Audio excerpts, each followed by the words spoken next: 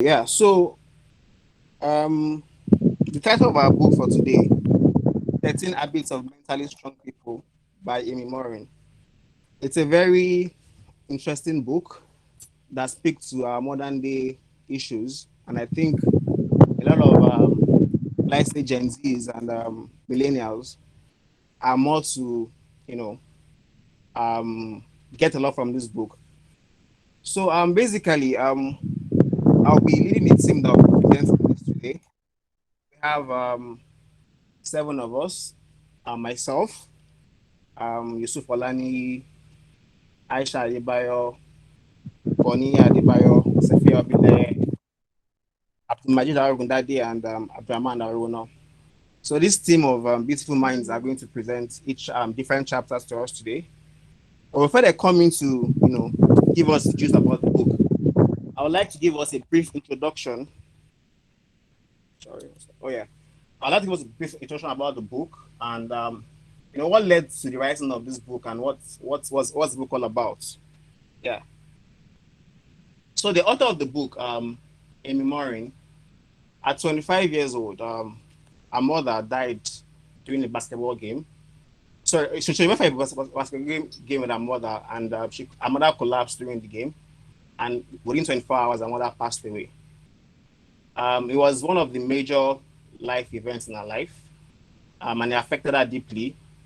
That she couldn't go through life without, because she was used to her mother's advice, love, and affection. So they were so close that it really affected her. So she took some time off from work and so she was trying to heal from the process. Note that she's actually a therapist, so that's actually a very very interesting point in the book, and it also helps to understand the value of what she was presenting to us. Um, yeah, she got over this, and 3 years after, her husband, um, so 3 years after it was her mom's anniversary, her mom's death anniversary. Then her husband suggested that they commemorate her by going for a basketball game in that same location and have fun, chill and stuff. They went for the game. She was able to go through that moment. She has moved past it, and it was a very nice one. And again, her husband collapsed, and he died of heart attack. Someone that was not previously sick of any, or, I mean, that didn't have any system of heart attack before. He died within 24 hours of that heart attack also. That was the second tragedy to her, that it was very intense, that she again had to take some time off work, take some time to heal, and as a therapist again, imagine having to want to see people through their problems when they're also going through problems. But again, she was able to, move past that. She later remarried again after a couple of years, I think about 5 years. And during that marriage again, she lost her father. I mean, sorry, her husband's father. Again, another tragedy for her. But this time around, she decided that she's done being trying to go to that place where she would, be down for a long time and distance herself from society. Even though she had a lot of help from her family that are very supportive, even her husband family are very supportive to her, but to her, she didn't want to go back to that space of being down for too long. So she started to write down, and she started to write a book about 13 reasons, 13 habits of mentally strong people. And this book is where we're going to get the juice about, how she was able to overcome those series of heartbreaks that came through her life. So in this book, we have 13 chapters. The first chapter being um, not wasting time and feeling sorry for yourself. So the first chapter talks about don't waste time and stop feeling sorry for yourself. The next chapter gives us an insight about not being able to give away power. Going all the way down, at the end of the last chapter, she talks about maintaining your mental strength. So I don't want to read down through the entire chapters because you'll be seeing them as you go through the presentation. Now she tried to, the author herself, Amy Morin, she tried to explain to us what really mental strength is. Um, she mentioned that it's not about people being mentally strong or either or being mentally weak, because we all actually have that degree of mental strength in us, and also there's always a room for improvements, right? So she mentioned that developing mental strength is about improving your ability to regulate your emotions, manage your thoughts, and behave in a positive manner despite the circumstances. Now, a key point on your circumstances. Mental strength comes in when you face circumstances that are actually beyond your control. Yes, even when you have circumstances within your control, you can also handle have some mental issues then. But the major time where you have to apply your mental strength is when you are going through, you know, different it's a circumstance that is not within your control, right? And she also mentioned three key factors that affect your mental strength. Number one being your genetics. I think okay, so I'll give a short story here. When I was in school, I had this very close friend from Sudan. Um, all of a sudden, I just realized that she misses classes, and she'll come back and say, "Oh, let's study together for exams." And I realized that she's always missing classes for reasons that are not very genuine. She would just say she overslept, she's not feeling too well today, and she does not come to class, right? But she actually wasn't interested in studying this particular course, but she was always having issues of days that she's just down, right? And I asked her, what's wrong. And one day she just one day she opened up to me and explained that the reason why she's always feeling this is because she's actually depressed, right? And for her, a depression is not even something that she understands. It's actually genetic. That it's genetics, it's hereditary. And for the first time in my life, I actually ever had that. Being depressed can be from a genetic, from a genetic point of view. So yeah, and again, looking at this, what the author is saying, she's trying to explain to us that it actually plays a very big role in your mental strengths. If you are from a, if you have genes where people have, I mean, have been able to suppress maybe from a genetic background, you have a very low mental strength. Of course, you have the tendency of being affected by that. Also, the other point you mentioned was your personality, and I think this is actually very very obvious to everyone because different people have different kind of personality, and you can always tell that the way Omani will handle something is different with the way Muhammad Al will handle something. Omani is more of a quiet, active person. Muhammad is more of a, you get the gist, right? So your personality also, kind of determine how you develop your mental strength, basically. And third one and the last, which is your experience.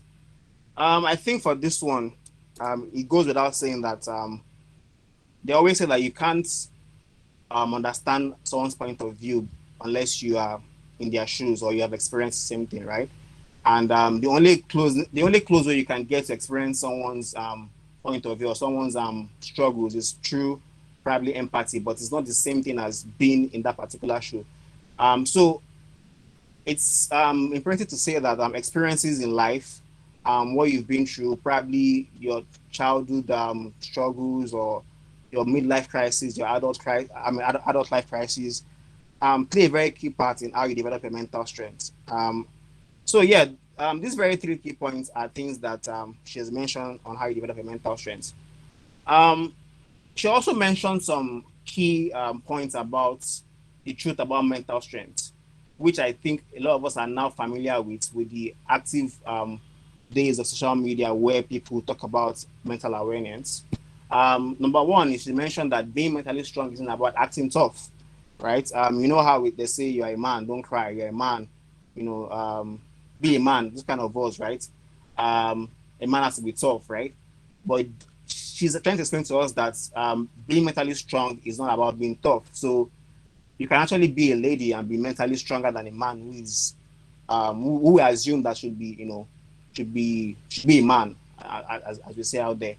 The other point she mentioned was mental strength doesn't require you to ignore your emotions. Of course, it's always something that when you have emotions that are going down your mind, you have a sit down with yourself, analyze it, try to see how you can cope through those emotions, and it doesn't mean that you just ignore them through. I mean, today people are so fast to just look for easy way out, probably alcohol or cigarette or other something not even haram, but like probably maybe even watching movies or something, just an escape to that, to ignore your emotions. So She's trying to explain to us that if you want to build your mental strength, sorry about that, it takes you not ignoring your emotions and things like that.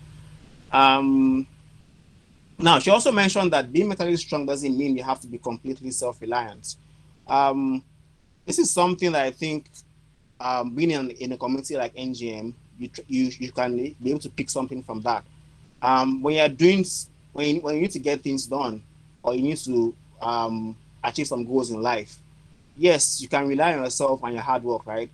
But also you also have the opportunity to, rely on family and friends and acquaintances, right? So yeah, like they always say that you should always have that self confidence and self reliance. But yeah, but she's saying that do not be completely self reliant.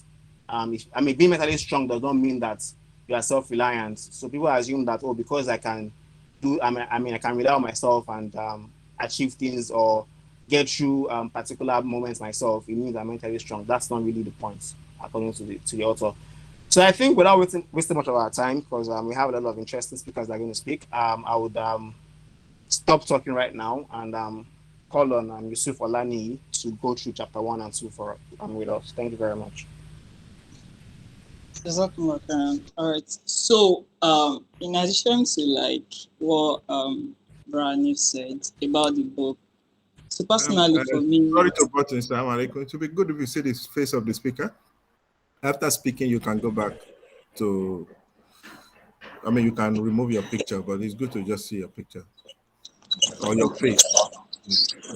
Your face rather than the picture.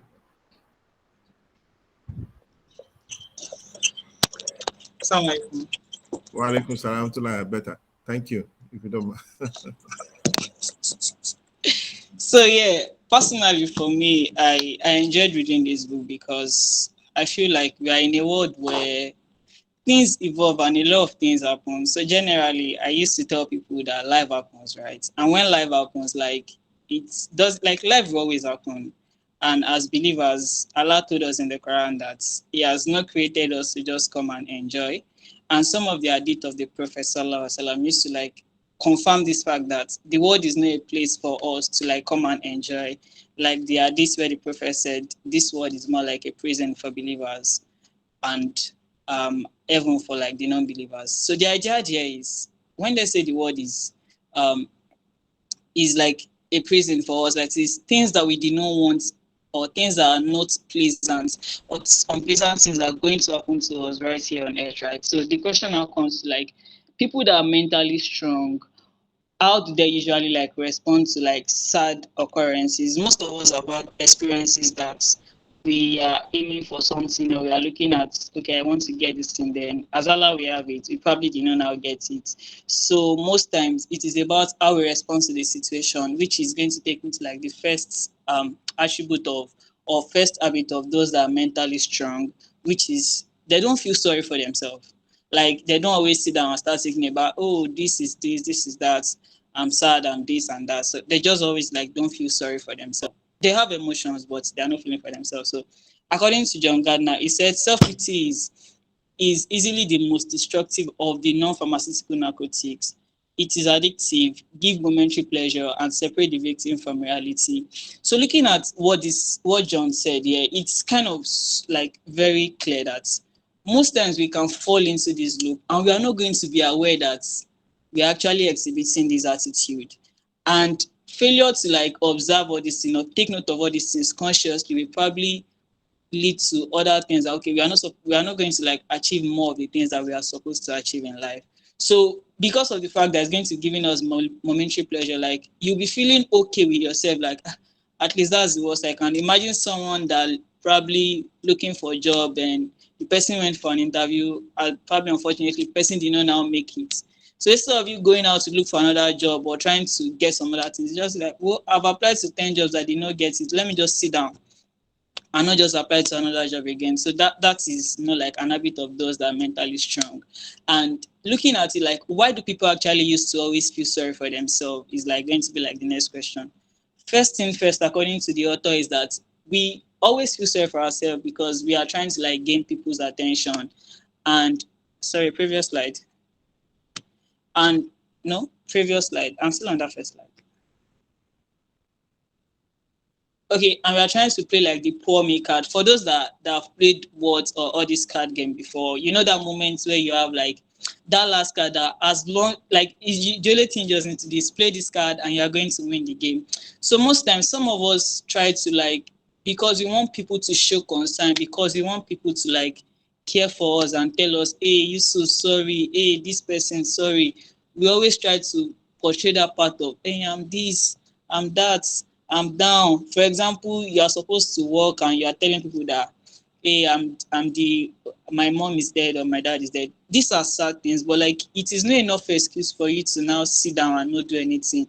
Or for example, let's say you have maybe like what you need, maybe for example you are supposed to probably buy, maybe some people like complain about things that are not like necessary, right? So all those kind of things are not things that we should like be bothered about and let it affect our performance. And self-pity mostly always serve as a way to like avoid responsibility. A very good example of this is that sometimes, let's say, because of this cash issue, right? I know people that they did not come to work because of cash issue in Nigeria. I'm not saying this like it is enough excuse, but one thing my dad used to tell me growing up is that if they tell you, Yusuf, come and collect money at this place by so time, are you going to give this thing as an excuse? If I say no, then you say you have to look for a way to go to that place by this time, because you know you are going to work on Monday. You did not have cash on Friday, Saturday. Even if it's for you to at least find a way to get money and maybe withdraw in excess and just try to keep the money or what you're spending, rather than you trying to say, there's no cash in Nigeria, the situation of the country is bad. We know, so we shouldn't be using self-pity as a way to like avoid responsibility. So most times people fall into this loop and they tend to look at their problem and always use it as an excuse for people to pity them or make them feel like, hey, this person does not have enough resources, this person is black, this person is a Nigerian, and all those sort of things are things that we should always avoid. Next slide, please. Next, okay. So there are a lot of problems that comes with like feeling sorry for yourself too much.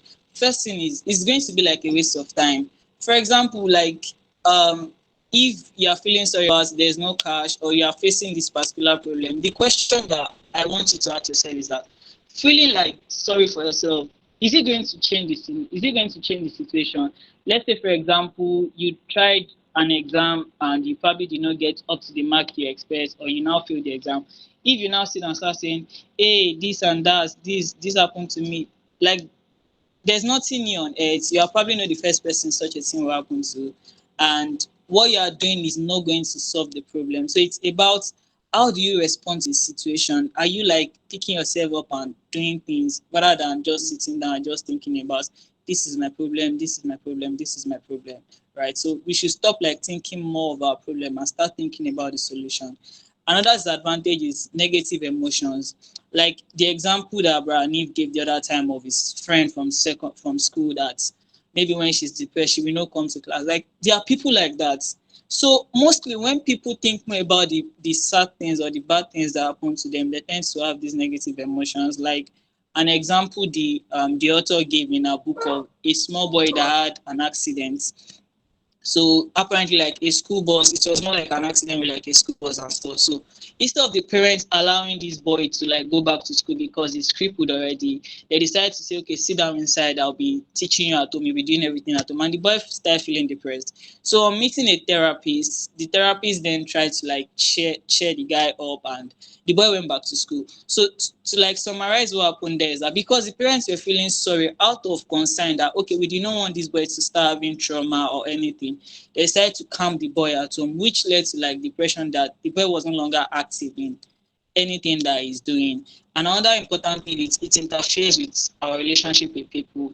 For example, you are someone that you are very lively at work, very lively at what you do, but because you are just feeling sorry for yourself, maybe something like life happens. So when life happens and you are thinking about the problem or feeling sorry for yourself instead of looking of how to like get out of the situation and get to like a better place, we tend to just keep ourselves. I didn't just want to talk to people, and in that way, instead of us like build a relationship and connect with people or help people, we tend to avoid people or relate to people in a harsh manner, which is not something that is expected of us as Muslims. Another one is self-fulfilling prophecy. So most times people say the word like, I can't just make it. I can't do this. I can't do that because I'm Nigerian. Like, I can't do this because I am this. Or let's say you're a female and you're feeling sorry. I even I'm a man. I'll be able to do this. As even I'm a this, I'll be able to do this. Like feeling sorry and will lead to like all these kind of things, and you start having bad thoughts that things that you cannot do. And the truth is, one of these things that we say actually come to pass in our life. So we should try as much as possible to be conscious. And the most important problem of feeling sorry for ourselves is ungratefulness. To like drive on this point, I'm going to give an example that was cited in the book, which I feel most of us must have seen. So the author cited an example of two people driving a car that bumped into each other, right? So after the incident, the first man came down and was like, "Oh my God, me again," right? Then the second man came down and was like, "Oh, thank God, at least nobody got hurt," right? So let's look at the two of them. Like they experienced the same events, but they are seeing it in a different manner. And the first one is an ungrateful person. Rather than the person thanking God for like not even hurting anyone, the person is just sad that, oh, me again, like feeling like everything bad is always happening to me. Bad things are like bad things always happen. But the other person came down, person was grateful to like God to say, "Oh, thank you so much for not letting anybody get hurt. It's just the car, so we will just move on," right? So things like that are some of the problems of feeling sorry for ourselves. We don't tend to look at things from the positive side. We're always looking at things from the negative side. And it's always good to always thank God in every situation we find ourselves. Like our Baptist said, that there's a blessing in every discomfort. So if you're looking at this thing that is not comfortable for you, if you look at it critically, there's always going to be a reason to thank God. Next slide, please.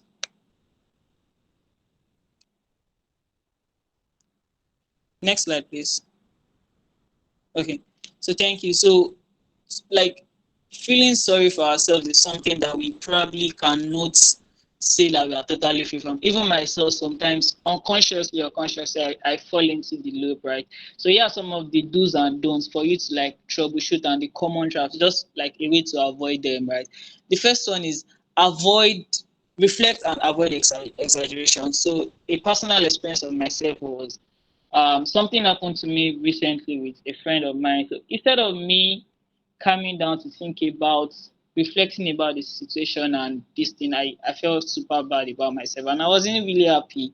So that way I started reacting in a way and I wasn't like thinking about it, like what really happened, what this thing, like this bad thing that happened, okay, what does it mean and stuff like that. So and most times we always exaggerate effect of like what happens to us. For example, the man that had an accident, like that bumped into another car the other time, if you had just look at it from a perspective of at least nobody got hurt, like okay, what's the damage on my car? Probably just a little scratch. Probably the person would have been able to like thank God. But like the person looked at it from the perspective of my car is hitting another person's car, not like you are using a tricycle to hit a trailer or a dangote, whatever.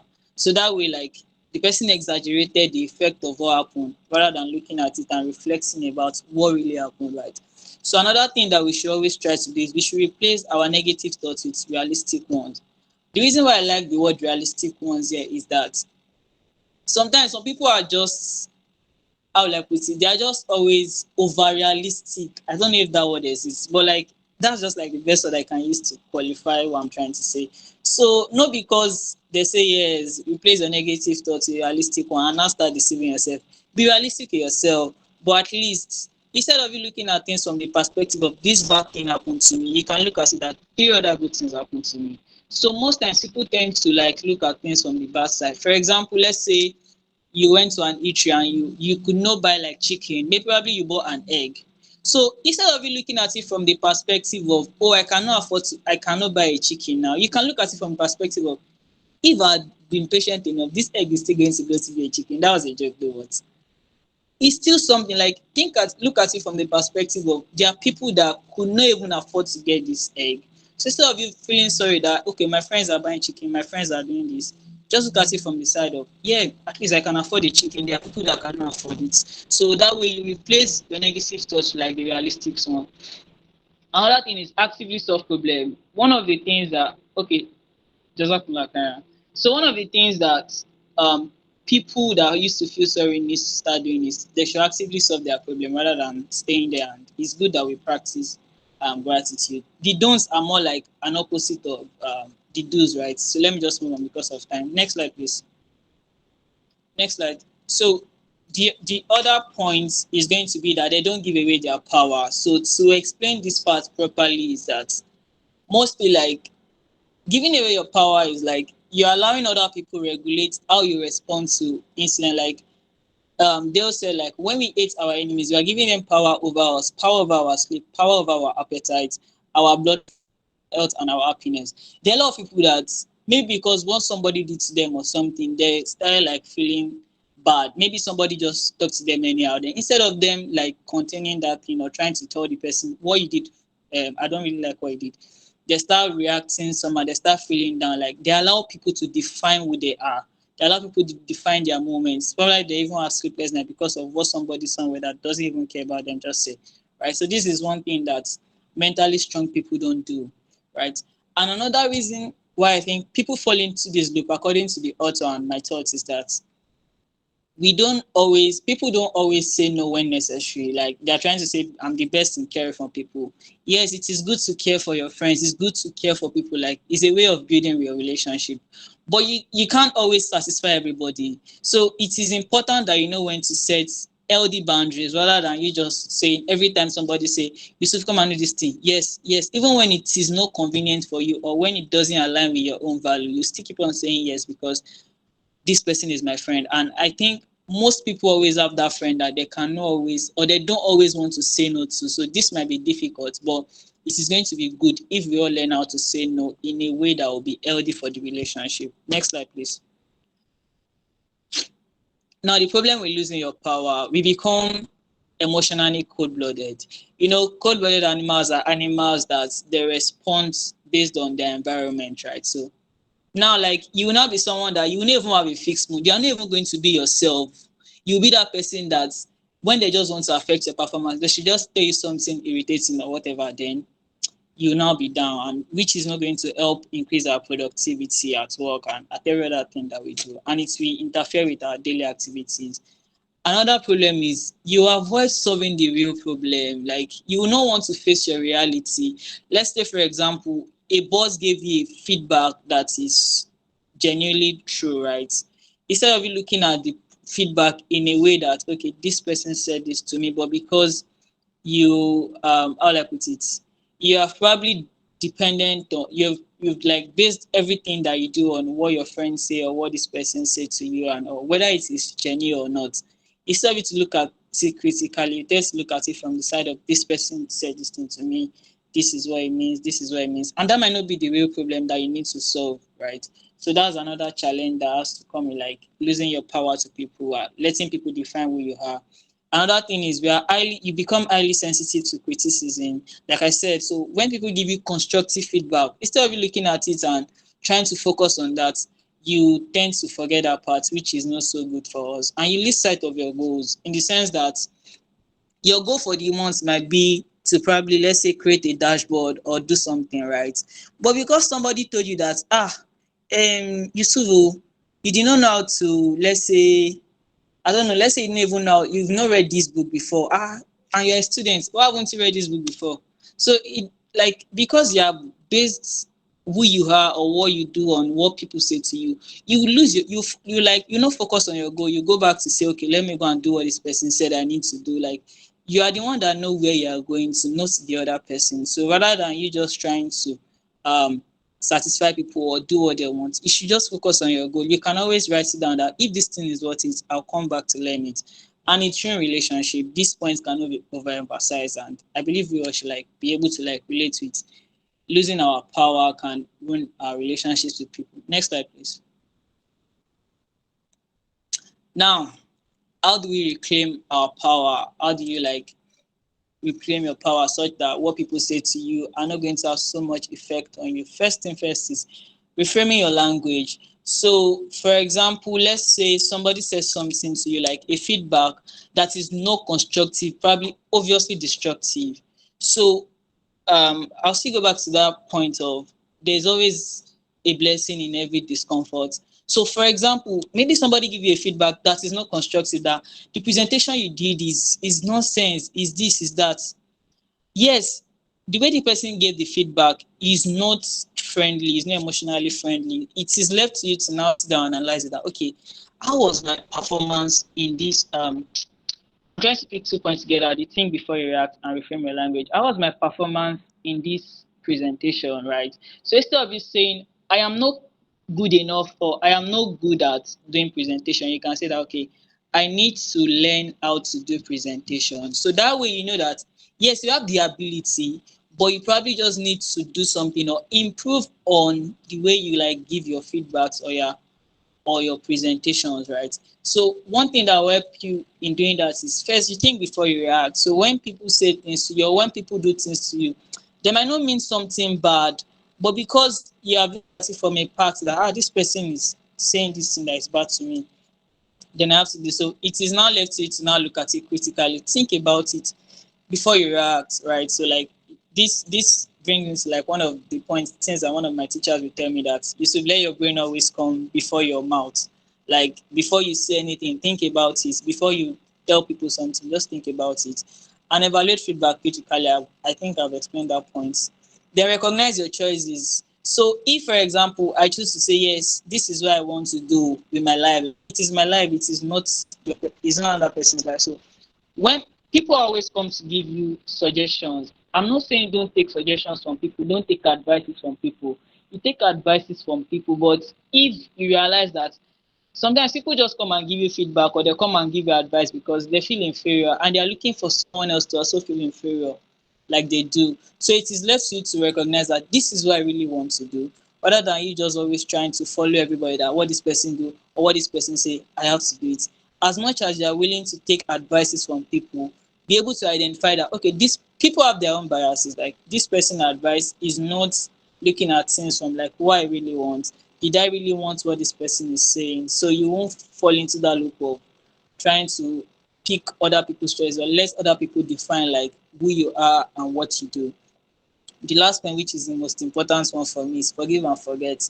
Ideally, this forgive and forget is attributed to God because most human beings we don't forget things, right?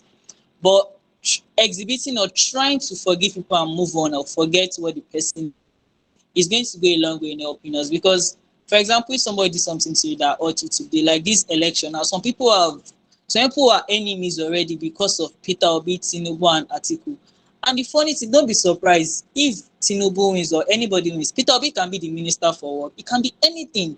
So those people that you are enemies because of minor issues or something, life like anything can happen. So just learn to move on and not always dwell on things. So when people do things to you, when you really need to talk and forgive them and let it just go. Because Yoruba people will say ẹni tí ò bá gbàgbé ọ̀rọ̀ àná kò ní rẹ́ni bá ṣeré, meaning like if you are someone that you don't forget like what people do to you in the past or what happened yesterday or days like that, you won't have people around you at all. So it is very important that when people do things that hurt us, let's learn the lesson from the scenario, forgive them and move on. So I'll be handing over to the next reviewer. Thank you. Um, Aisha, Yeah, Assalamu alaikum warahmatullahi wabarakatuh. So I'll be picking up from where you left off. So I'll be taking us through the lessons from chapter 3 and chapter 4. Exercise, please. Okay, so title for chapter 3 is mentally strong people do not shy away from change. So now the big question is to change or not to change. So really, every time we always hear change is constant, change is inevitable, the most constant thing is change, basically. So it's very easy for us to decide to want to change, right? But now successfully implementing that change or making that change usually where the problem lies. Like the reason for that is usually our thoughts and our emotions. That and these thoughts and emotions prevent us from creating this change, even though these changes would like help us to improve our lives. For instance, we might have thoughts like, oh well, this habit I'm currently doing is not so bad, even if it's not the best thing at that point in time. Or maybe, for instance, when we try to make some changes, we struggle to implement those changes, we struggle to stick with them, or we worry that the changes that we make are not likely to last, are not going to be for the long term, just be for a short time, or or sometimes we think that, oh, because of the change we are going to make, we probably have to step out of our comfort zones. And then that's, leaving our comfort zone usually is always a scary thing. So you might decide that, I think I am fine with where I am. I do not want to, make any changes. So now, the main reason why we usually shy away from change is because with making changes, you have to step out of your comfort zone. And really, as humans, we like, for me to use the word, we like the soft life. We don't like stress, right? So now, we don't want to do anything that has to do with change because of the fact that we feel that it might be discomforting to us or it might be too risky. I mean, we don't want to risk anything. So that's basically like one of the reasons or the main reasons why we decide that, what, I'm not changing, or I don't want to change my current situation as it is. So the author mentioned some types of changes that we could have. We could have an habit change. We could decide that we want to leave a bad habit, or we could decide I want to incorporate a good habit. That's an habit change. Or we could decide that, I just want to try something new. So I might decide that, what, I want to start eating intercontinental dishes, something of that sort. Or you could have maybe behavioral changes. Okay, I think I get angry easily. Why did I try to temper? Why didn't I try to, reduce the way I flare up at people and all of that? Or cognitive changes, changing the way we think, changing the way we like view our environment, basically.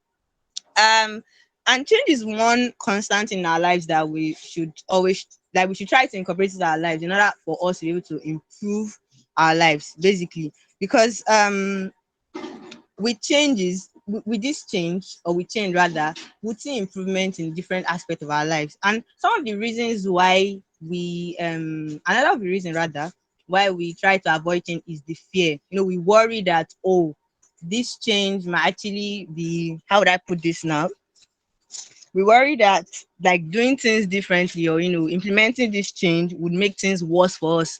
Let me give an instance. Let's say someone that is in a relationship now that is not so good. Say for instance, the partner in question is doing some things that he or she cannot tolerate, but because he thinks that, oh, well, I think this person is the best fit for me right now, I don't think I can do better than this, then the person decides to stay because of fear of, not finding somebody that is better or better fits, is our, what's the word now, is it specifications, or yeah, something of that sort. So we fear trying to make changes, and then also we try to avoid discomfort. And like I mentioned earlier, with changes comes leaving our comfort zone. And so we always try to avoid discomfort. So if we can avoid it, to be like, well, I think this is fine. I'm okay with this. I don't need to, I don't need to do something else. I'm okay with that. So yeah, that's also another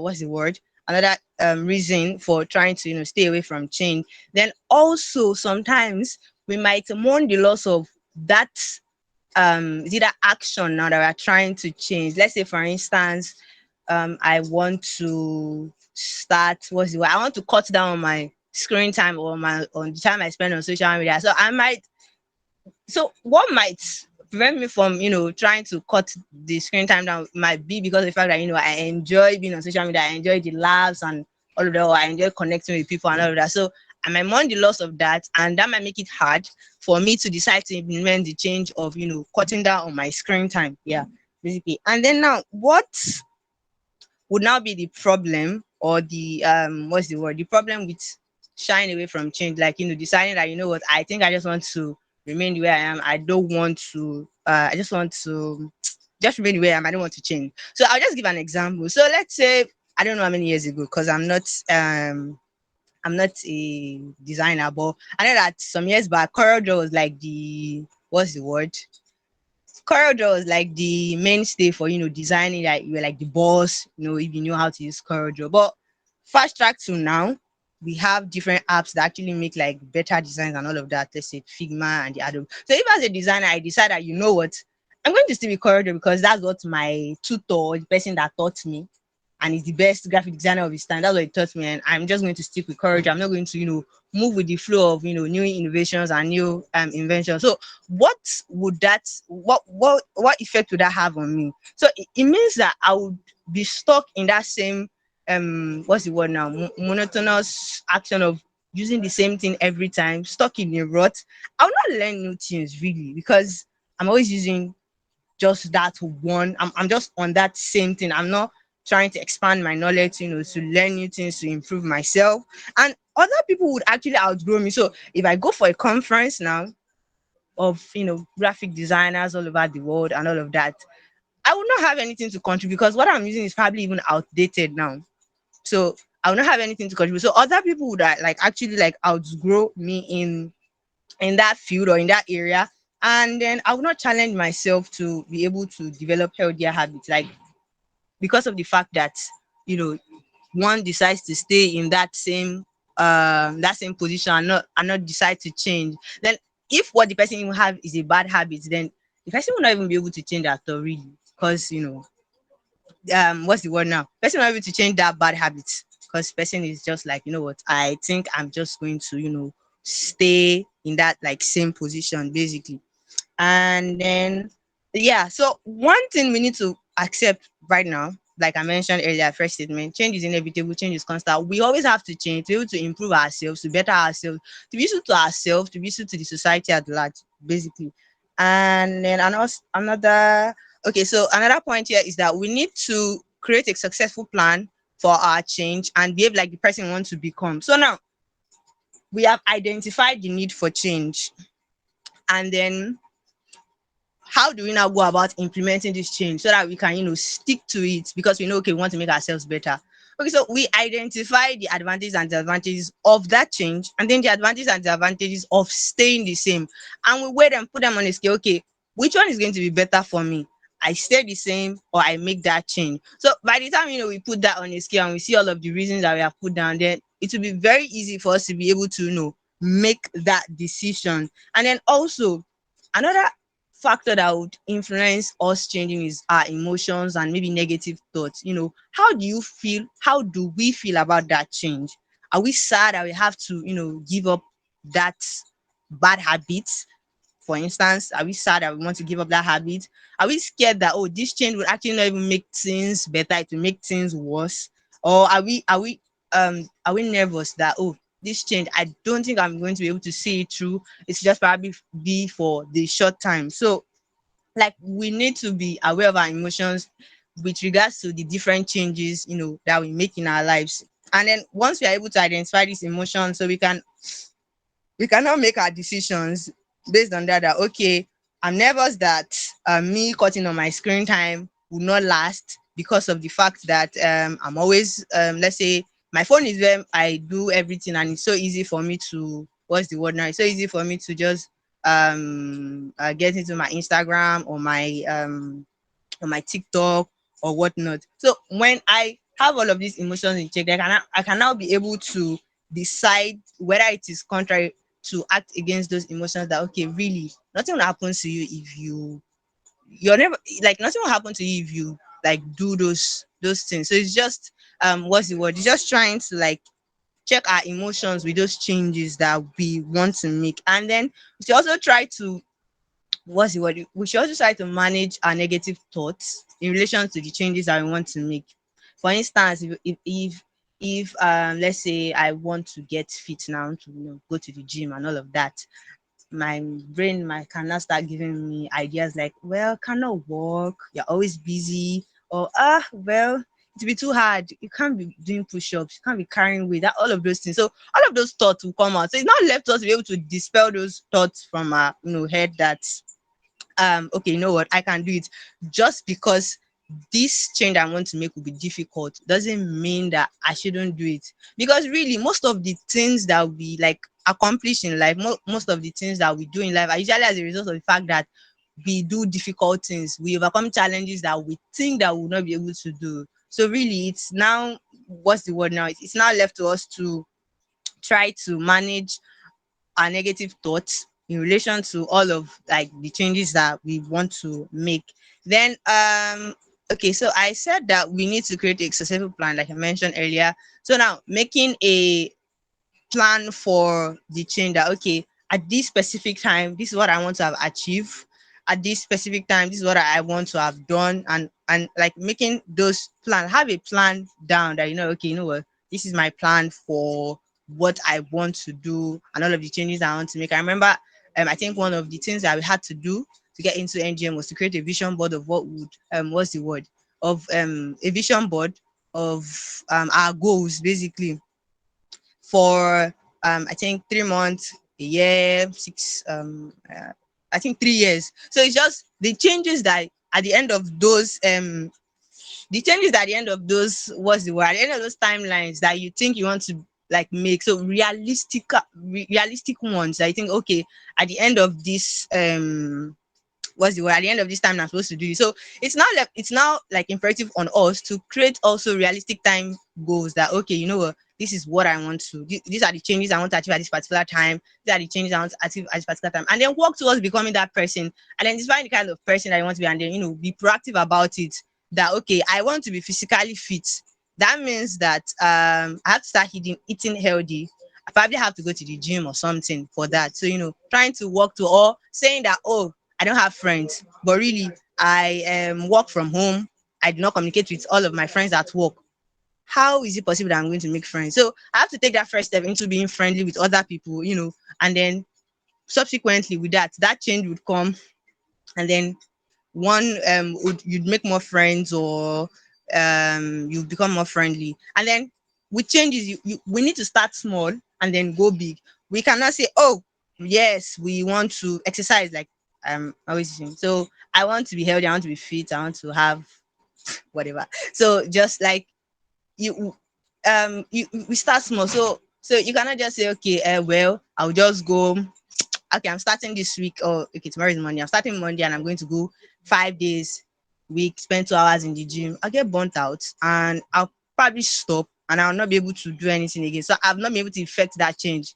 Or let's say I want to be somebody that reads well. I would not start reading a book a day because that might not work for effective change. So what I would do is I would start reading a page a day, then move on, maybe 2 pages a day when I'm constant, maybe turn it to 30 minutes in a day. And then with that gradual process, I'm able to, get that like change that I want. And then I'll also be able to like implement those changes in my life. Yeah. So that's basically like the summary for chapter 3, that mentally strong people do not shy away from change. They want change and they find ways to be able to implement that changes in their life, and they like keep to those changes that they have made. Next slide please. Yes, so now chapter 4, the title for chapter 4 is that mentally strong people do not focus on the things that they cannot control. So really, as human beings, we try to keep everything under our control because it makes us feel safe. If I know that okay, this thing will not happen, this thing will not happen, and maybe they are bad stuff, and I'm perfectly fine with it. Yeah. But now the issue now is attempting to control everything about our lives, and really that's not possible because there'll be some external factors that I probably can't control. And that'll take me to my next point, that we decide what is within our control and what is not based on our belief system. So according to the book, the author says that our belief system is defined as our belief system is defined as our locus of control. And sorry, 1 minute. Sorry, so our belief system is our locus of control. Now, our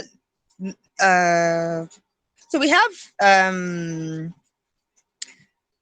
internal locus of control and an external locus of control. Yes. So for our internal locus of control are those things that we have control over. They are internal, like our abilities, our behaviors, our attitude. Those things we can control to be able to affect the things that we want around us. But then we also have external locus of control. Those are the things that we can't control. Let's say fate, destiny, or they basically just external factors now. So now we have some people that just have this internal locus of control, that they believe that everything that happens to them because of their abilities, is because of their power, their attitude, and their behaviors. And we have people that believe that whatever happens to them because is as a result of an external factor.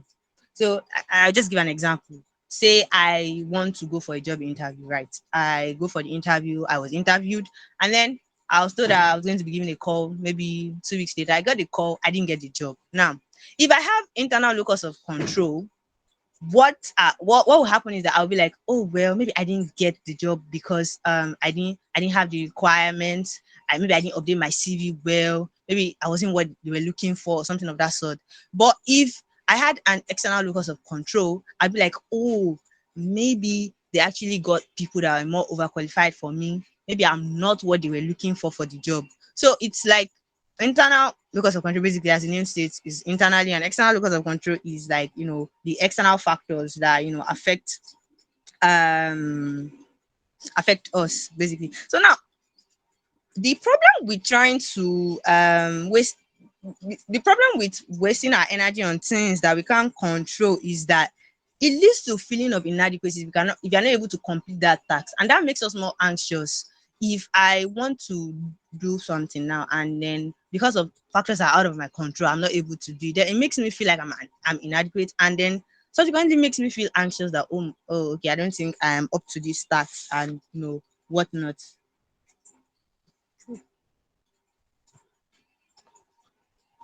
Then also,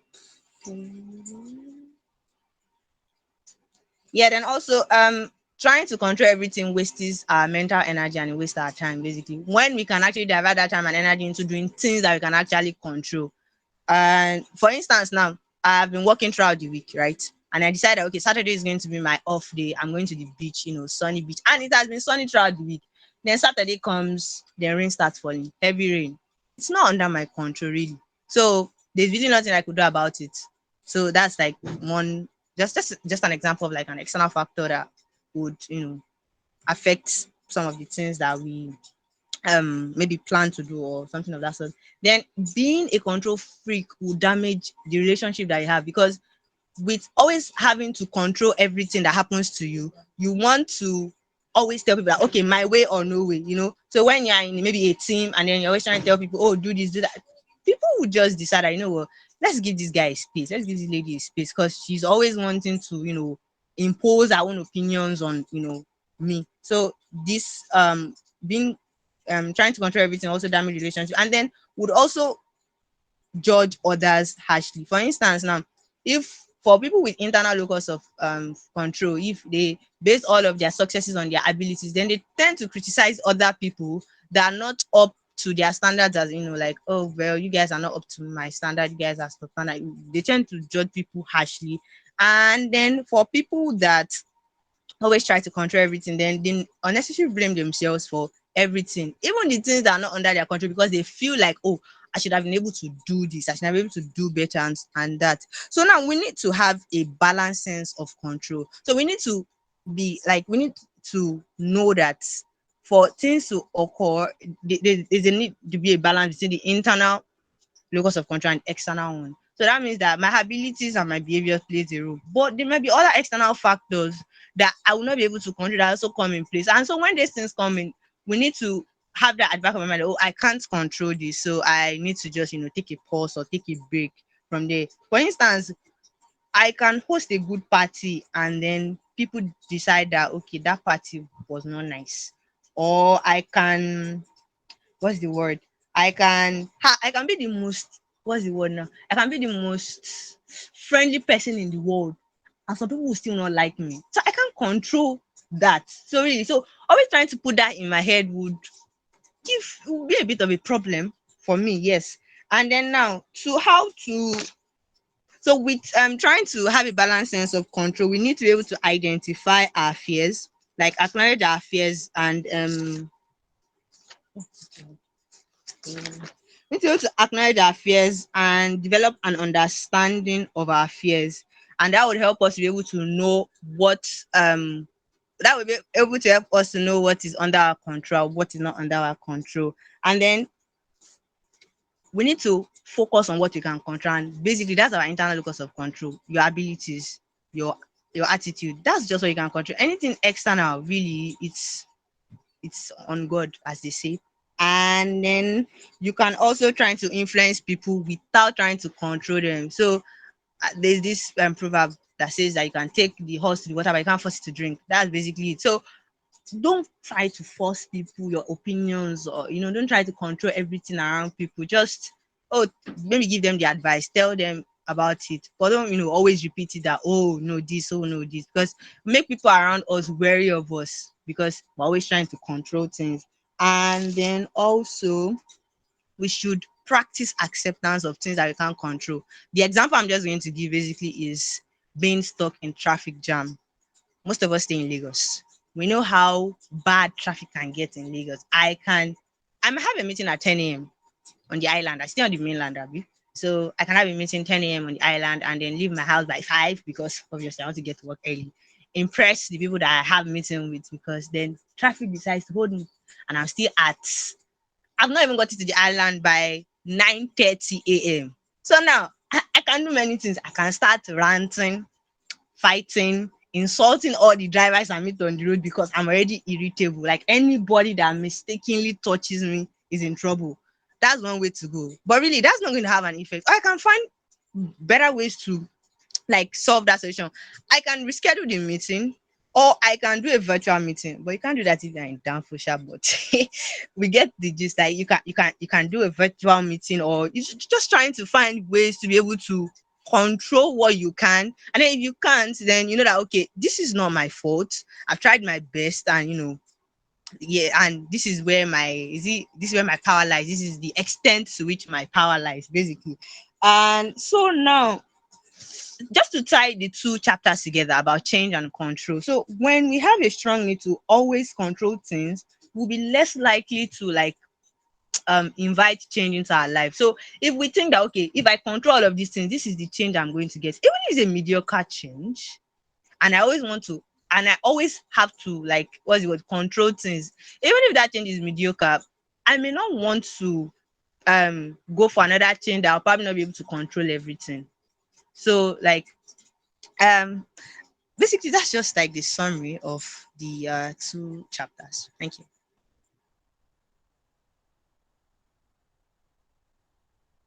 Okay. Thank you, Aisha. But I just wanted to note that for the next presenter, please try to keep within the 15 minutes time bound, so that other presenters can have enough time to present their parts too. And you can check the chat box from time to time. I will send a reminder when you are going above time. Thank you. So the next person will be Konia Adebayo to present chapter 5 and 6. All right, Assalamu alaikum wa rahmatullahi wa barakatuh. Um, I'll be talking on chapter 5, which says they don't worry about pleasing everyone. So this chapter discusses about a woman named Megan who actually came in for a therapy section feeling actually stressed out and overwhelmed. So she felt like the whole 24 hours they weren't enough for her to actually accomplish all of our tasks. And this woman, she's a wife who has two kids. She actually works part-time and has also various other tasks as well to do. So she noticed that she was always grumpy towards her immediate family, and she wasn't sure why she was actually like that. So she went to a therapist, and the more she actually explained to that therapist, the more clear it was that, oh, she was a person who couldn't actually say no to others. So if you look at it, different individuals usually called her to help them out with things like babysitting, baking muffins, and actually driving their children home. So each time she's called to ask for a favor, she actually automatically says yes to them instead of actually thinking about it that, oh, is this right for me? Is this not right for me? So, all this had a great impact on her as she wasn't available for her family.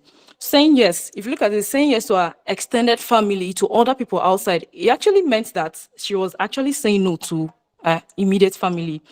And so the author actually went on to review her desire to be liked by other people. And he realized that her biggest fear was that she felt that other people would think she was selfish. So after having several therapy sessions, she began to realize that I need to always be liked was much more um, connected with selfishness than actually saying no to other people. And another thing is because she wanted to be held in high regards, and she was mostly giving of herself. And so the more time she spent with her immediate family, the less irritable she felt and the less pressured she felt as well. So people pleasing signs. People pleasing is all about trying to control how other people feel.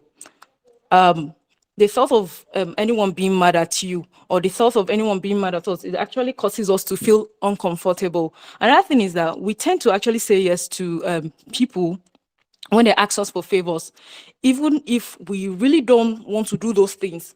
And we don't usually tell people when we are feeling offended or when we are feeling when our feelings are being hurt. So the thing is that making an attempt to actually be, that nice person, it can actually take a great toll on us. And when our behavior crosses over to people pleasing, it can seriously affect all areas of our lives and actually make it impossible for us to reach our goals. And we should know that we can still be kind and generous to people without actually trying to please everybody. So the next thing is that why we try to please people. So the woman described, Megan, she's trying to actually build a reputation as someone who could actually meet other people's needs. And one of the reasons are fear. So, like people pleasers, they fear conflict by actually telling themselves that if they can actually make like every other person happy, everything is going to be okay. And the other thing is that they also tend to like fear rejection, abandonment. They feel like, oh, if this don't actually make this person happy, they won't like them, or the thing is that they tend to like rely on praise and reassurance from other people as well. So another of the reasons is learned behavior. So sometimes these issues, they actually come from childhood, from how we grew up. And so they also went on to actually quote a biblical verse that says, treat your neighbor as yourself, not better than yourself. So we have the next thing, subsection, is the problem with people pleasing. So pleasing others, actually, it makes us lose sight of our own values ourselves, just like that of Megan.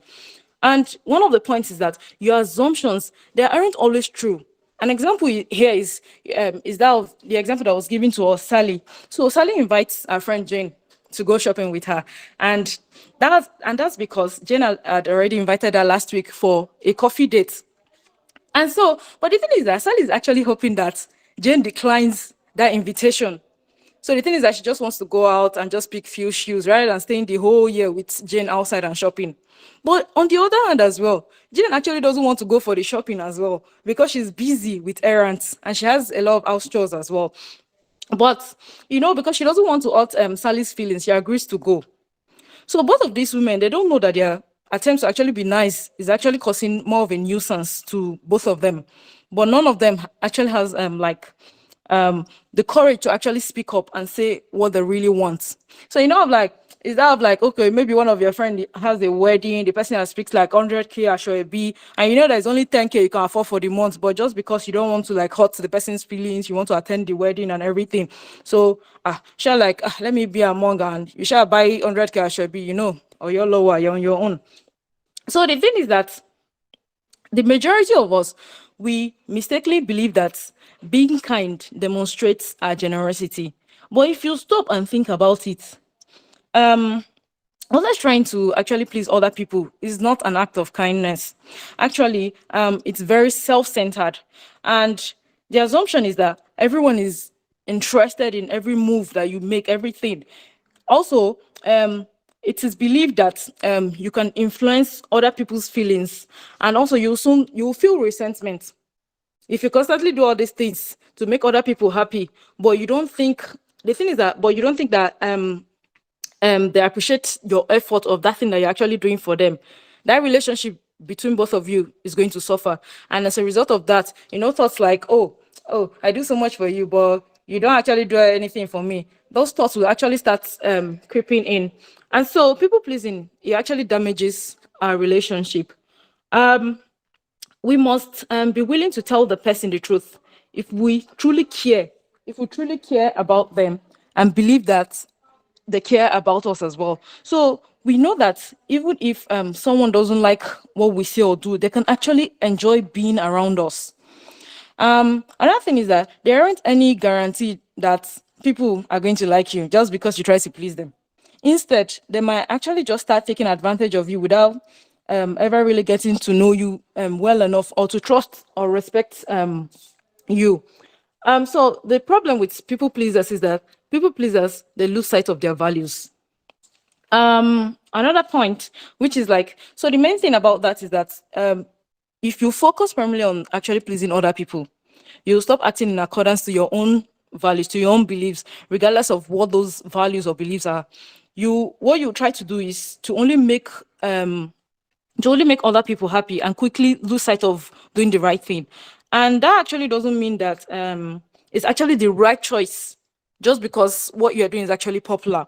And so to avoid people pleasing rather, so the lady that we talked about at the beginning, Megan, so she was actually so accustomed to saying yes to everything that she agreed to do things automatically. So if you're like, oh, please come and help me do this big thing, she doesn't actually think about anything. You're like, oh, yes, yes, yes. So I think that's basically so wrong. So the thing is that Megan was, after the therapy sections, she was aware that it was acceptable for her to actually say yes to some things without having a negative impact on her husband or her children. The thing is that she just couldn't always say yes, or else her immediate family and her mood is going to suffer a lot. So to actually avoid people pleasing, you need to determine who you want to please. You can't just do what other people want you to do. So if you want to succeed in achieving like your objectives, your goals, you need to like choose your own path. So when you like second guess or something, whether you should express your opinion, remember this truth about people pleasing. So the thing is that worrying about trying to please everyone is a waste of time. It's a total waste of time. Let's think about it. Then another thing is that people pleasers are easily manipulated.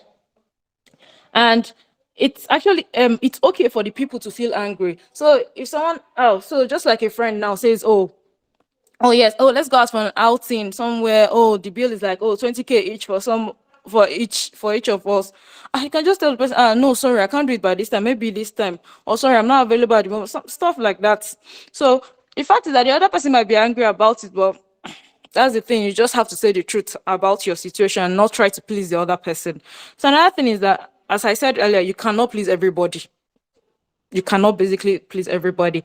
So the next thing is about clarifying your values. So for you to be able to like make the best choices when you're faced with life situation choices, it is actually important for us to know that, to know exactly what our values are.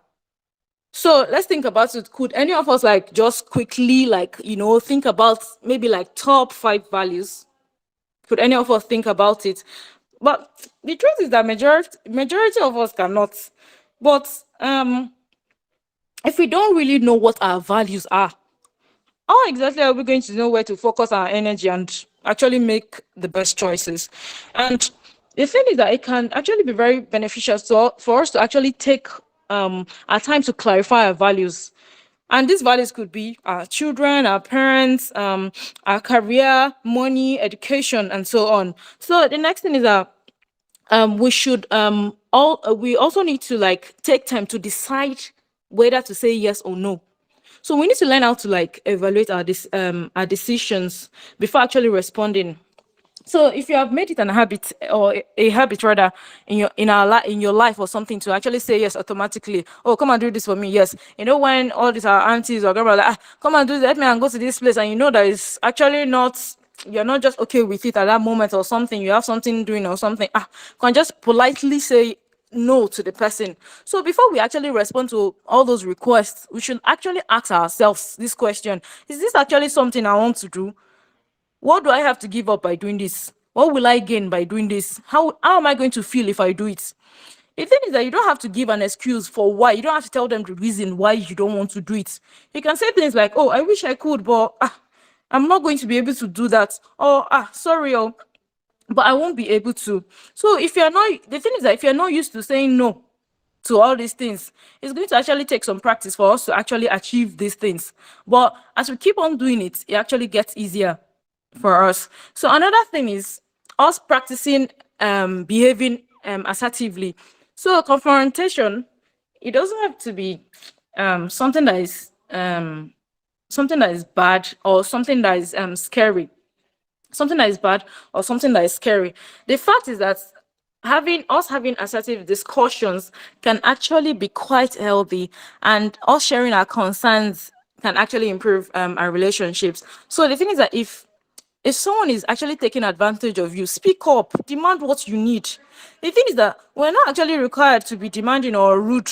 Rather, the thing is that we should actually be respectful and polite to, other people. We should try and like stay true to the facts, and express our emotions. We should tell them how we feel, instead of saying things like, oh, let's say for example, instead of saying things like, oh, you're never on time, use the I statements like, me, I'm frustrated that you're always 30 minutes late. So the person is going to get it straight.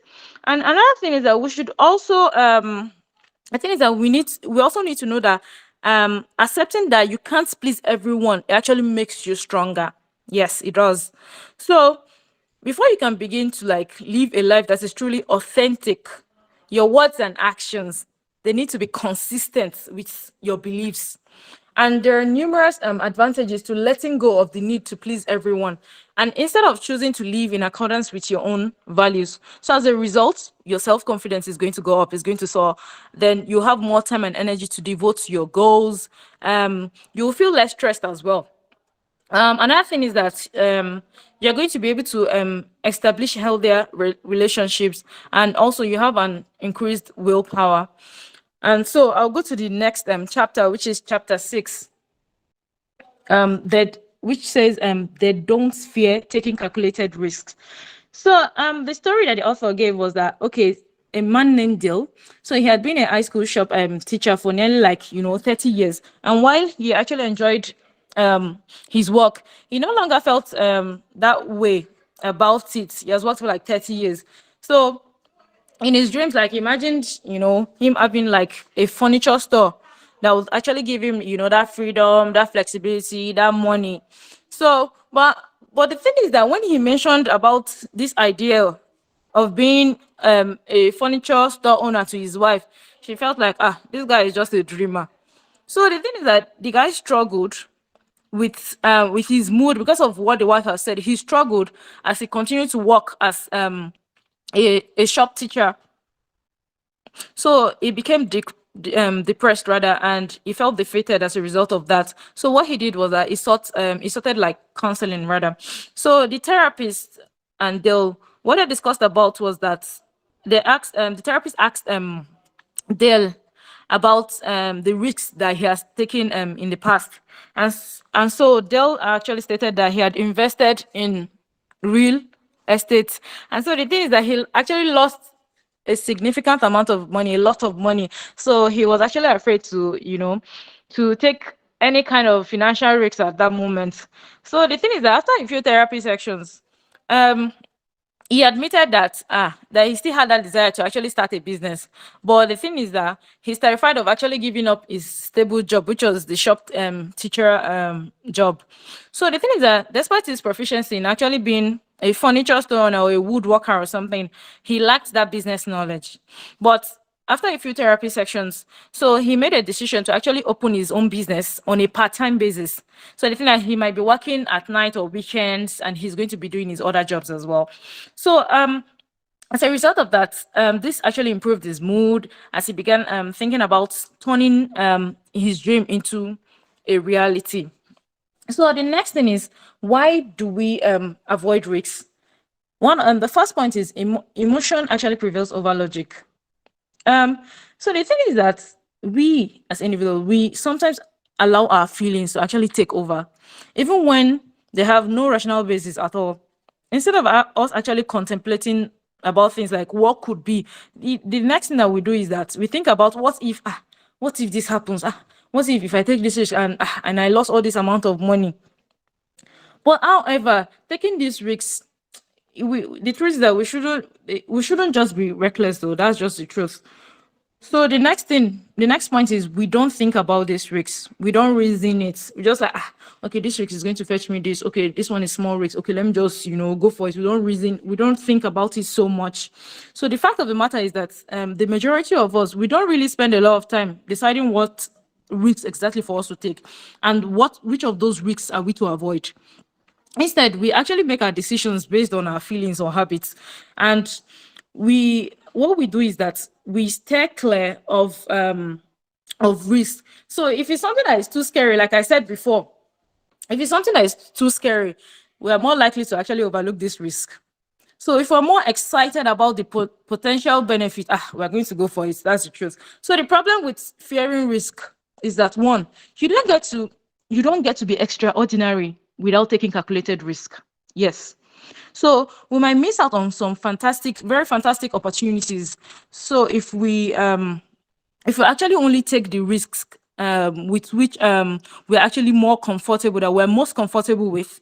So taking those risks that are actually calculated frequently, it actually spells difference between mediocrity and actually having that, that extraordinary life experiences. So I'm sure that one of the things that all these rich men and billionaires, Otello and the rest of them, Dangote and the rest of them have actually done, I'm sure they've taken like great risk, they've taken like calculated risk.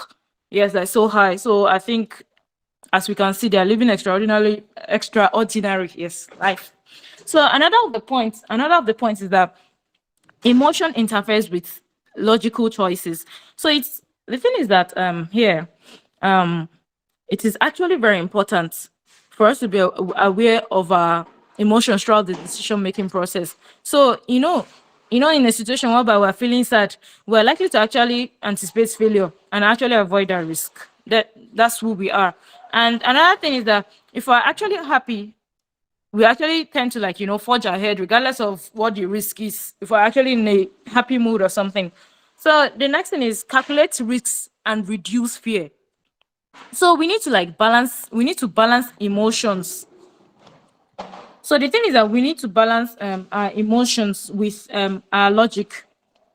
So we should pay attention to the thoughts that we have about taking the risk and making sure that we're actually basing our decisions on facts, not just on feelings.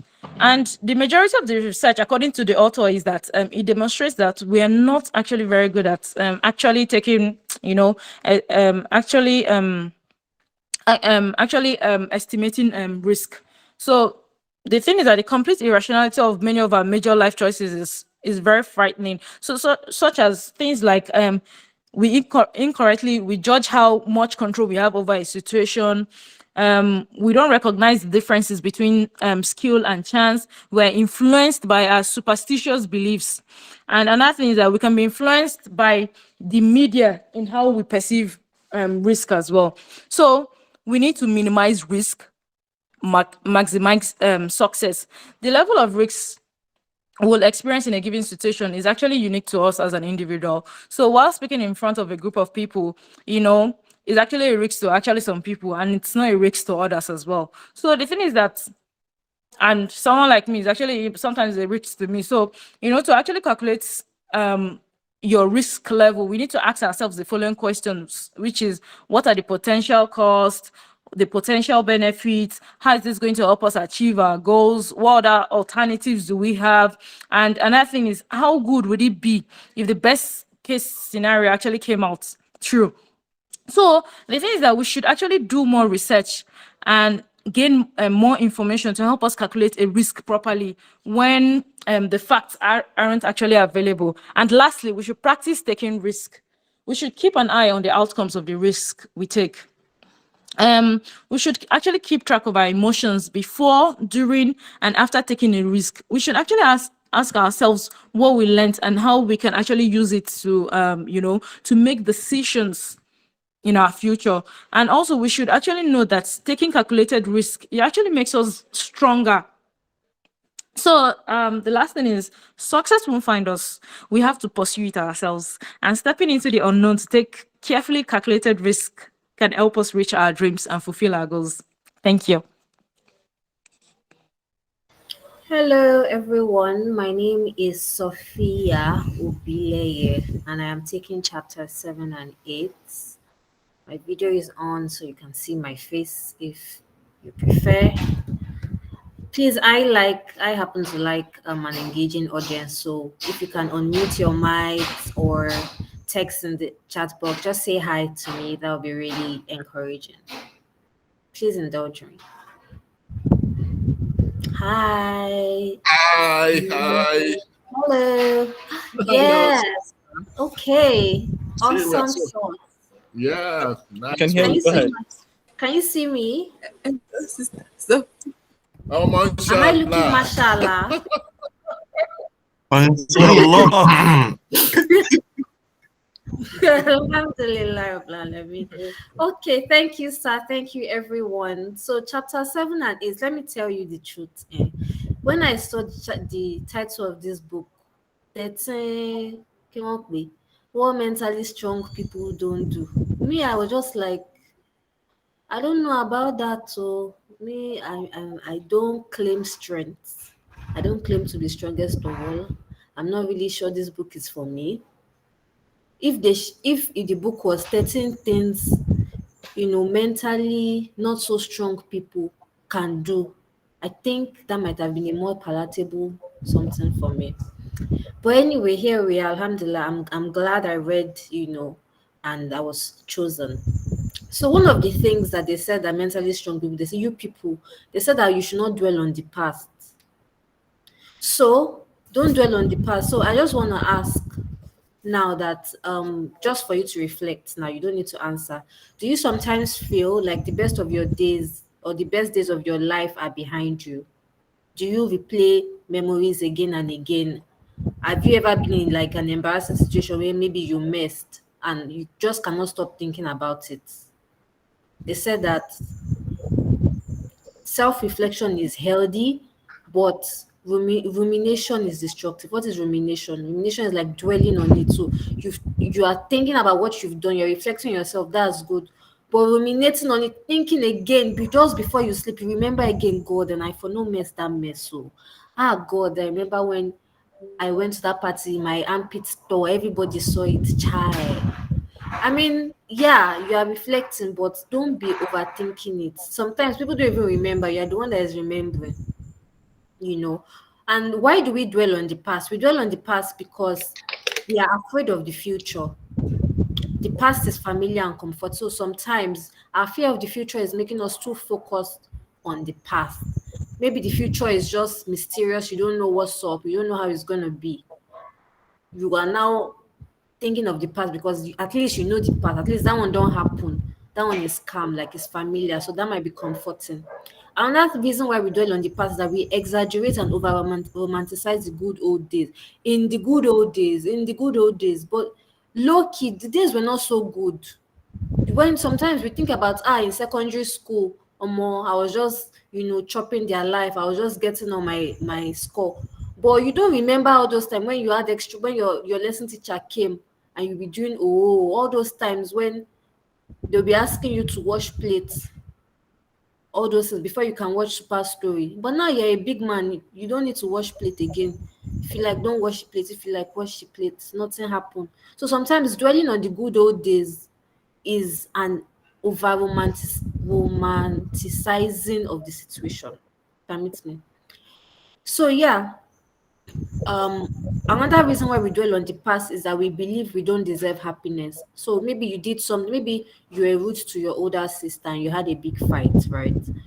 And you keep on replaying it. One of the reasons why you might keep replaying it is because you feel you've not forgiven yourself.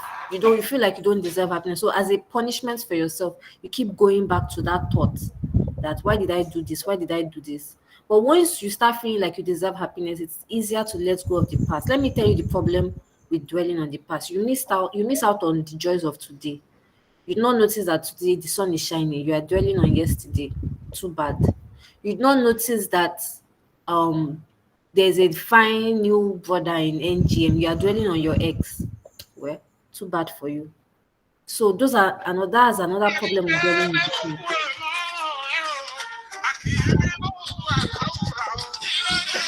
Ah, Daddy, we're enjoying your music. No, it's not my music. Sorry. It's Okay. I don't Yes, know. sir. So another problem with dwelling on the past is that it's bad for your physical health. And I just want to throw a question to the audience now. Does anyone know how it is bad for your physical health?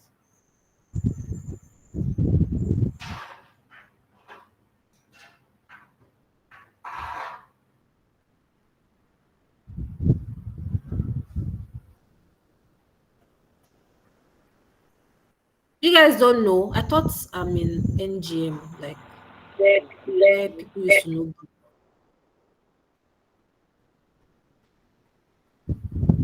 How is being stuck in the past bad for your health? Let me check the chat. People are Your sending chest will be answers doing to this chat. okay. Yes, Halima, yes, thank you.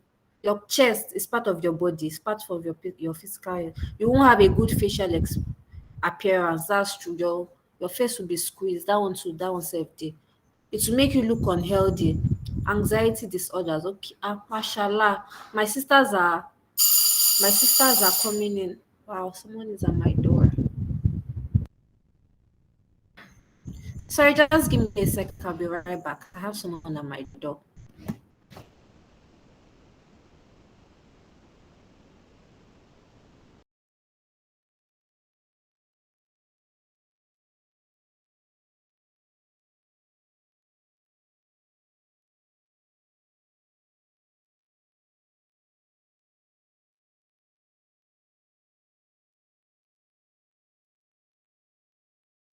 Yes, I'm back. Anxiety disorders, overthinking. When you think about something, it will primarily take your thoughts from your experience that you're supposed to focus on. Yeah, so all these things are correct. So when we talk about physical health, do you know that overthinking can cause inflammation? I bet you did not know that. And they've what doctors and scientists have told us that inflammation can cause things like cancers, it can cause different things in the body, migraine. So your physical health self will be affected. So let me give you an example of dwelling in the past. So for example, now me, I went to science class and I'm no longer a science student, so to speak. So my career path has been funny. I've done different things. I've jumped around a bit. So one of the ways I can dwell on the past is by saying, if only if only I went to art class, then God knows how my life would have been sweet. Right now, I write for a living, right? I'm a writer, but nothing in biology is helping me. I mean, apart from like personal hygiene and things, nothing in physics is helping my life anymore.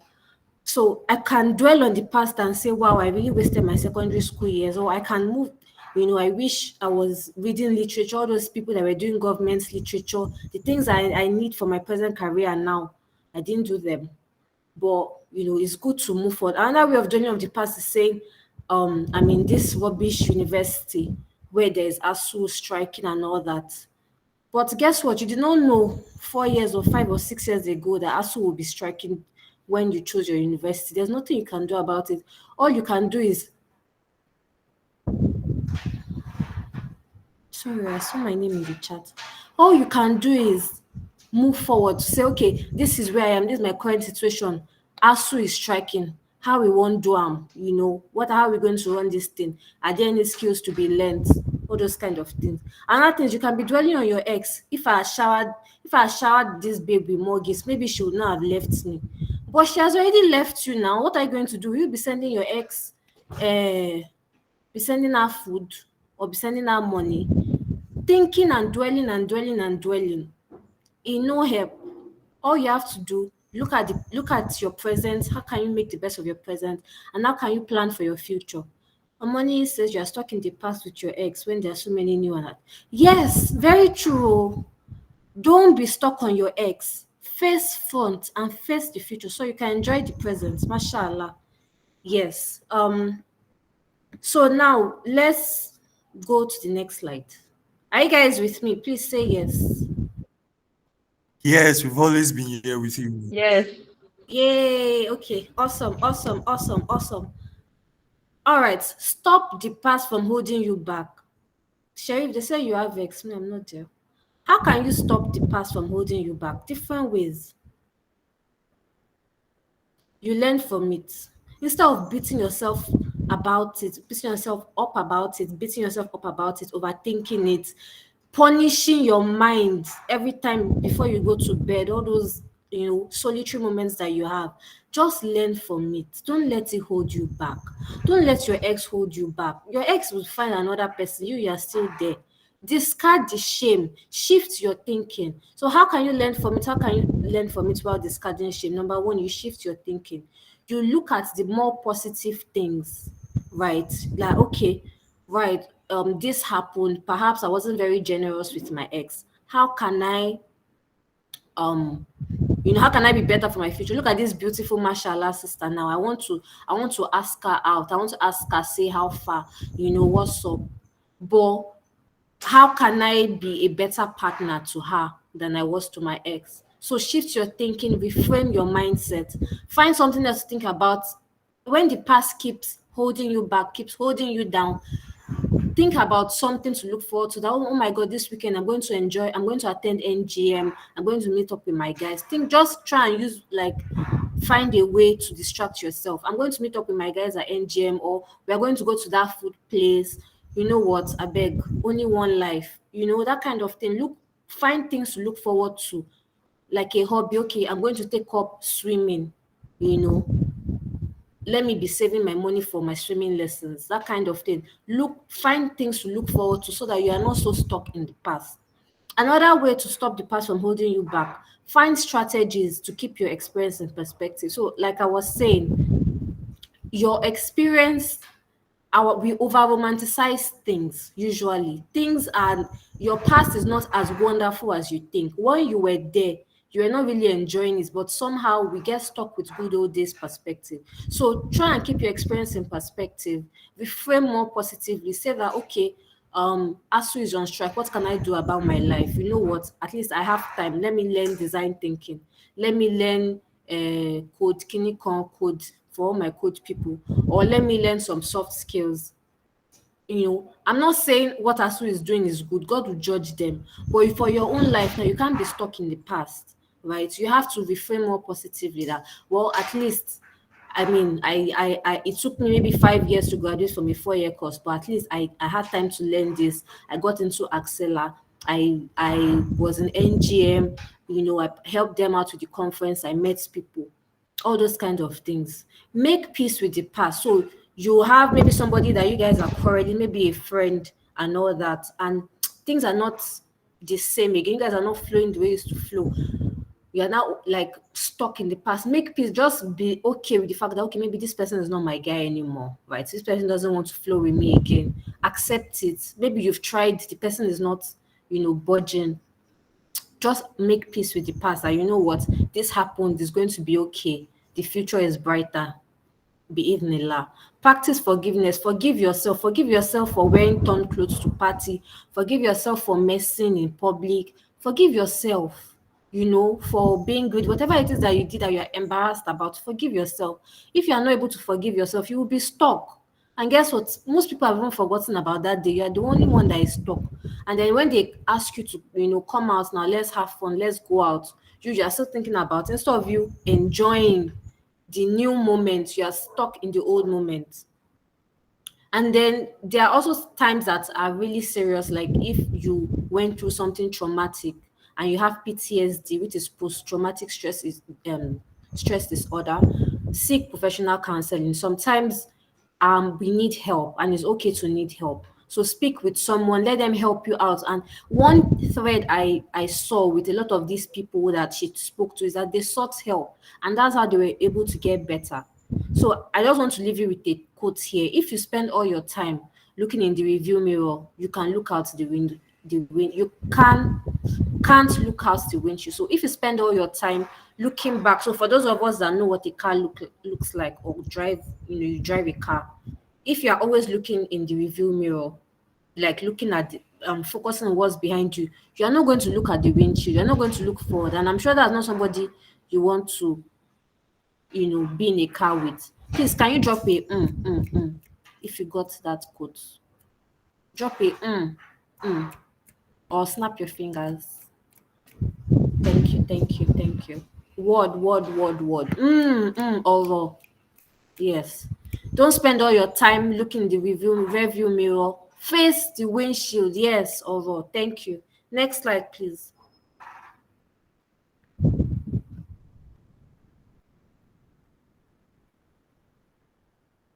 Okay, now let's move on to the next chapter. They don't make the same mistake over and over again. What is another thing that you mentally strong people do?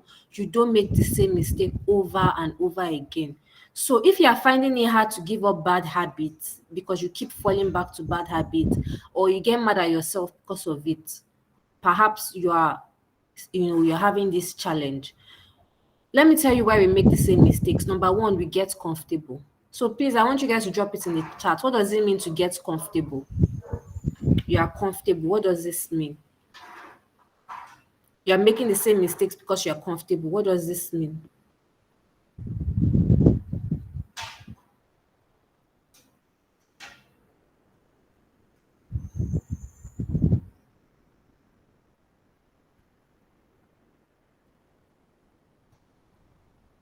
You don't feel any need to change. Thank you, Halima. Halima is, in fact, you are being complacent. Yes, you are being overly comfortable. Okay, on money. There are some really bright pupils in this class. So, sort of, you haven't learned from your mistakes. Okay, you no longer see it as a bad thing anymore. Yes, you are okay with status quo. You don't feel guilty. Yes, let me tell you, we are fine with our current situation. Let me tell you, well, let me give you an example. A man that takes, I know a lot of us, are Muslim, so we might not relate to this, but let's be real. Some people take alcohol. A man that keeps turning to alcohol when he's stressed because he doesn't know how to cope with his problems when he's sober. So he gets comfortable, like that. He already knows it. I'm feeling stressed. Let me get alcohol and I'll be fine or whatever. Because when he's sober, he doesn't know how to cope. So he falls back into the same old pattern. Meanwhile, he wants to move on. But how can we move on? We will get there. Another way we make the same mistake is because of our pride, because of ego, because of fear, and because we are stubborn goats. How can we be stubborn goats? When somebody is telling you that you made a mistake, but you don't want to admit it, that you made a mistake. And let me tell you one of the ways. It's our educational system, right? The way our educational system is set up is you don't want to chop cane. That's it, because if you admit that you are wrong, you will chop cane. And that's just because of consequence. We are so afraid of the consequence that we are sometimes afraid to admit that we are wrong. But guess what? We can reparent ourselves, we can retrain ourselves. And don't let pride, don't let fear of consequence, don't let stubbornness or ego, you know, you see all these politicians, they come and say, yes, I stand by my decision, even though that decision is wrong. I'm looking at Emefiele now. I stand by my policy, but you know that people are suffering. You cannot come and say, oh, we made a mistake. It's okay to admit mistake, but guess what? If you don't admit your mistake, you keep making them again and again because you don't even admit that what you did is wrong in the first place. So how else do we make the same mistakes? We do this because we lack the confidence to look for better. So let's say you have a particular job and you want a new job. Maybe you're in an admin role, for example. No shade to admin professionals. And you want a new job, you want something that maybe will allow you to be more creative, more exciting. But you see another what's it called? Another role. They now call it happiness officer. But happiness officer is still, you look at the JD, look at the job description, you see that it's still looking like admin, but maybe it's PTSD, maybe it's I don't know something, but they've tied your destiny to you. Still go and apply. Why? When you know you want to do something else, you still go and apply to the same thing. Sometimes we want something that is familiar, right? We lack the confidence to look for better things. So let's say what you truly want is a job in advertising, for example. You know that if I want a job in advertising, I need to go and learn writing, I need to go and learn this, learn design, learn that. But you don't have the confidence to go for it. So that's why you keep on making the same mistake. You keep on applying to those same roles, even though that role is not making you happy. That's not really what you want your career path to look like.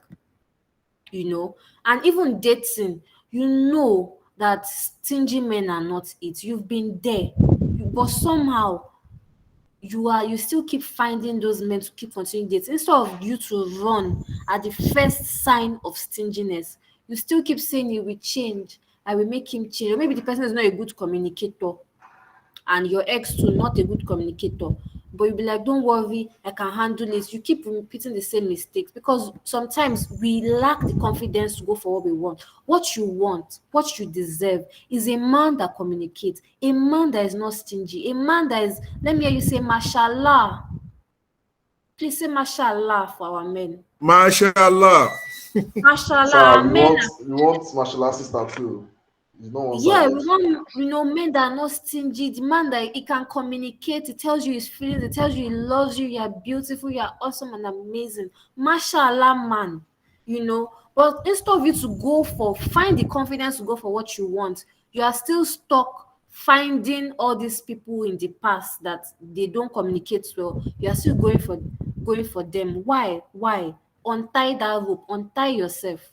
Another reason why we make the same mistakes is because we feel uncomfortable that we self-sabotage. So sometimes you are waiting for the other shoe to drop. You're just like, I just know something's going to go wrong. You keep having these negative self-thoughts and talking to yourself in a negative way. I know something's going to, before you know it, you will now do something to sabotage yourself.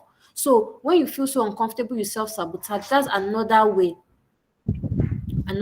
that we make the same mistakes over and over again, because you get anxious that, oh, I just know something is going to happen. Now let me tell you what repeating mistakes could lead to. When you repeat your mistakes over and over again, guess what? You're not going to reach your goals. Your problem doesn't get solved. I don't know if it's Albert Einstein that said this, but somebody said insanity is doing something the same way and expecting a different result. You're doing something the same way again and again and expecting a different result. Guess what? Nothing is going to change. So the second thing is giving up. When you keep repeating your mistakes, you could give up, right? You could stop trying. You stop, like, you feel complacent, like somebody said, and you will not see results. Once you stop trying, guess what? You not. So what's the point? If you stop trying, you are still not going to see results. So what's the point? Another thing is, you are frustrating those that are watching you. You keep making the same mistakes over and over again. You keep going back to that same girl that does not like you. And then you are now coming back later to complain to us. Why are you complaining to us? Maybe she did not like you. Why are you coming back to us to tell us gist? We don't want to hear. We will get tired, right? Stop frustrating those that are watching you, because we are not going to leave this. We are not going to leave X, because it's a very, very topical point in our life. Another thing repeating mistakes could lead to is that you can now start thinking differently of yourself. You can now start looking at yourself as a failure. And of course, that's not good. Once you start looking at yourself as a failure, it affects the other decisions you make. It affects the way you see yourself, how you carry yourself, right? You'll not be able to speak confidently. You'll not be able to make bold decisions and go for what you want. So repeating mistakes could make you start thinking differently about yourself. Next slide, please. And this is my final slide. So avoiding the mistakes over and over again, how do we do this? Avoiding the same blunders over and over again. How do you do this? Number one, you study the mistake. Study, read it, look at it, interrogate it. What went wrong? What could I have done better? What do I do differently next time? Um, look at, don't be afraid to have some self-reflection. Look at those mistakes. Why did I go for this kind of person in my life? Why did I date this babe? Even though I know that she not too like me, why did I date her? What's the real reason? What could I have done better? Is it because was I stingy, or is it that she's just not a very nice person? What can I do differently next time? Maybe in my next relationship, I'm going to, be more open. I'm going to communicate my feelings. Or maybe in my next relationship, I'm just going to choose better women. Take ownership, take responsibility for your actions, so you don't keep on falling into the same pattern. This Amy babe, she even told us that we should write plan. She said we should have a written plan to avoid the same mistakes over and over again. Establish new behavior. So how do you create a written plan? You establish new behaviors, you write it down that, okay, instead of eating after 10 p.m., I am now going to stop at 8. Even though 8 is not ideal, but it's going to be a start. Write it down, establish new behavior, identify warning signs of old patterns. So if there are any alarm bells, any warning signs, maybe you notice that is every time after you come back from work at 7:30 that you now want to be drinking malt. You know that this is going to be a mistake. Write it down that after 7 p.m. no malt. Identify warning signs. Okay, every time I'm tired, I want to open my fridge, or I want to order for barbecue or suya at this time. Any warning sign of old patterns, just don't fall back into the same pattern. Then practice forgiveness. How can you practice forgiveness? Tell yourself it is okay. What I did in the past was wrong. I take responsibility for it, but I'm going to be better and I'm going to do better. Forgive yourself for what you've done. Forgive yourself for your past. Because if you are stuck in the past, you might keep on making the same mistake over and over again. And like I said, seek professional counseling, practice self-discipline. Tell yourself, delay gratification. I'm not going to take this malt this night, but guess what? Tomorrow morning, guess what I'm going to do? I'm going to drink malt. So practice self-discipline, delay gratification, hold yourself accountable, talk to yourself, hold yourself accountable to high standards. And guess what? I'm a high standard person and I'm going to hold myself to high standards. No, I can't be acting like this anymore. I'm not in secondary school anymore, or I'm not in uni anymore. This is not this is professional me. Professional me is not going to turn up like this, it's not going to dress like this, it's not going to talk like this. Don't forget to believe in yourself. You can do this. You can do this, and you will not make the same mistakes over and over again. Thank you very, very, very much, Jazakumullah Khairan.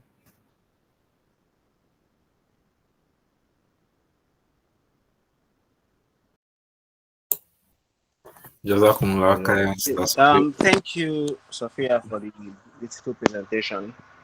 The next person should be Abdulmajid Arugundade to present chapter 9 and 10. Assalamu alaikum wa rahmatullahi wa barakatuh. Oh, I can't see myself, but I'm not sure you guys can see me. Can anyone see me? Mashallah. See you. Okay. Yeah. For some reason, I can't seem to see myself. But yeah, so I think it's almost time, so I'm going to try to go a bit fast. Please, can we go to the next slide? So my first slide is going to be on do not resent others' success. Wow. I think a lot of people here watch football, so let me ask the question. Just reply in the chat box, please. Don't unmute yourself. But what do you think is better, Messi or Ronaldo? Just for like 1 minute. Yes. Right. Ronaldo, Messi. Well. Like I think for every Messi, there's almost an Ronaldo. Oh no. Okay, now I think a lot more people believe it's Messi. But now let's assume Mbappe, please, Mbappe is a small boy for now. So now let's assume, right? Ronaldo looks at Messi and is like, nah, man, I want to be able to dribble like Messi, right? Or Messi is looking at Ronaldo and is like, oh, I want to be able to nod as high as Messi or something. Or maybe some other qualities, right? Each of them has, and then because Ronaldo wants to be able to dribble like Messi, realize that, oh yeah, it needs to be lower to the ground, right? And then Ronaldo start practicing how to get even lower to the ground, so he's going to be able to be as agile and dribble like Messi. Like Ronaldo is not going to become who he is right now. He's not going to be able to make those amazing leaps and score those amazing headers, or maybe has so much speed while he's trying to be in quotes closer to the ground to be able to dribble like Messi.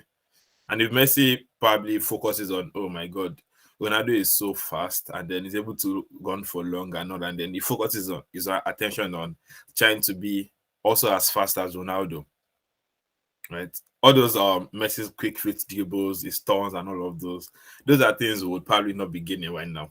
But okay, yeah, for the females, I think football might not really be relatable, so I'm just going to make up a fictional character. Let me call him Dan or Daniel, right? So Daniel has he has a nice house, he has a good job with a very good company, he has jackpot, he has a lovely wife and with children, right? However, Dan does not like his life so much. Why? Because he surrounded by, well, he lives in a very tush area, right? So he always sees different people with, oh, this guy got a promotion, this one got a Lamborghini, this one got a Lexus Jeep and all of that. And those things get to him because now he's trying to also compete with them.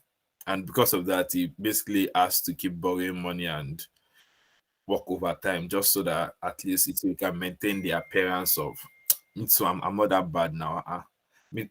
My children and I to have like at least some money and all.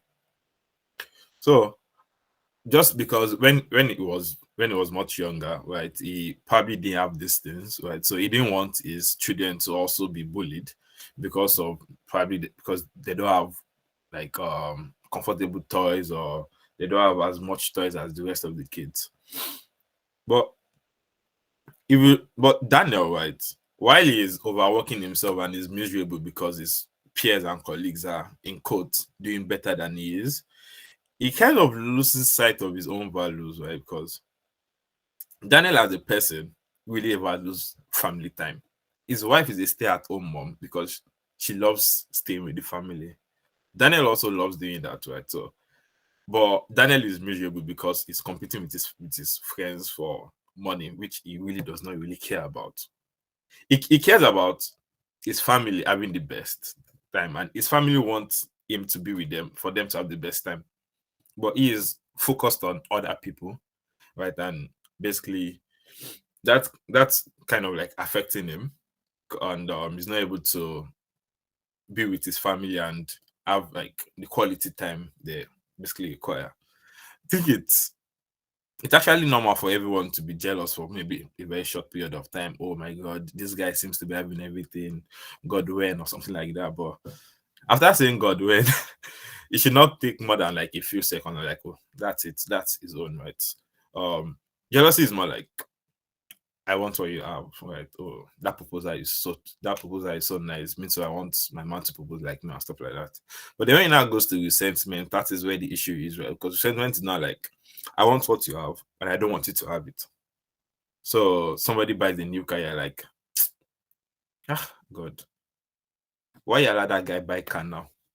At least, like, so now you're hating him for buying the car, and you want person buying cars and getting all the good things to be you, right, and no one else, right? So, and amazingly, it is actually very easy to actually resent other people when you yourself don't even know what you want, right? You don't know whether you want a fair guy, you don't know whether you want a black guy, you don't know what, like, you don't know the kind of wedding you want, you don't know maybe the kind of cars you want or whatever, and then you see somebody using maybe let me see. Okay, you see someone traveling around the world, and you're like, oh God, man, God, please, am I a fish? I want to use to travel up and down, and then the very next day you see maybe a tech guy that is just at home. His house is dope. He does not need to go to work. He does not need to face Lagos traffic. And you're like, God, please, now look at me. Every day I'll be entering traffic. I'll be going up and down. Look at this guy. He's just soft. He's at home. No stress, nothing. It's just and he's making his money. Me going up and down, and still I'm still struggling or whatever. Right. So if you don't know what you want, it's easy for you to start just hating on everybody and everything. Right. So the very first thing you need to do, right, so as to avoid resentment, is just try to know what you want. Right. Try to understand exactly what you want. Create your own definition of success. Ask yourself, what would I classify as my own biggest accomplishment? Like, not accomplishment in terms of wealth now, but accomplishment in terms of happiness, right? What are the things I've done that made me the happiest? Right? How would I know how these things actually impacted on me, right? And what were the best ways I kind of like spent my time and all. Some people, their definition of success could be, yeah, I want to have crazy money, right? Some people, their definition of success is, okay, I want to like have enough time to maybe give back to my community and maybe mentor people. While others is maybe they want to open our BR, or maybe a lady that loves children might be like, my God, if I can have a daycare, man, I'll be so happy. Right? Or maybe even if just having 2 children. That might be some people's definition of success. 2 children that are going to like care and dote for their lives and all. So we really should be like careful about not falling into the pattern of resenting others for things we don't have, because it's so easy. Even there was a study, right, that put people in a room and judge their reactions to various scenarios. In these scenarios, there were poor guys that got successful, rich guys getting even more successful, rich guys failing, poor guys failing, a lot of different things. And then it shows that everyone, like, okay, well, not everyone, but a majority of majority of the people in the study enjoyed the scenario where a successful businessman probably had an issue, like maybe he was working and then maybe someone splashed death on him or something. Right? They were much happier when something bad happened to the successful people, even more than they were happy when someone was not well to do finally was able to make it. Right. So meaning a lot of us have this I don't call it resentment, but we have like this iota of we want people at the top to maybe like fail a little bit. It kind of like it gives a number of people actually joy even more than seeing people succeed. Right? Just like, oh, okay, at least now we are almost now this person is actually feeling some of these struggles I'm feeling or something like that. Right. So with that, I'll just go to the next part, which talks about failure. Please, next slide. Right. So we really should not give up after the first failure. I wanted to give a football example here again, but yeah, I'm going to pause on that. But yeah, let's imagine you have an essay to submit, right? Or you have a work to submit in school or at work. You put a lot of effort into it, and then by the time you get back, maybe your grades, you find out you got a very low grade, or even worse, maybe you were told to rewrite.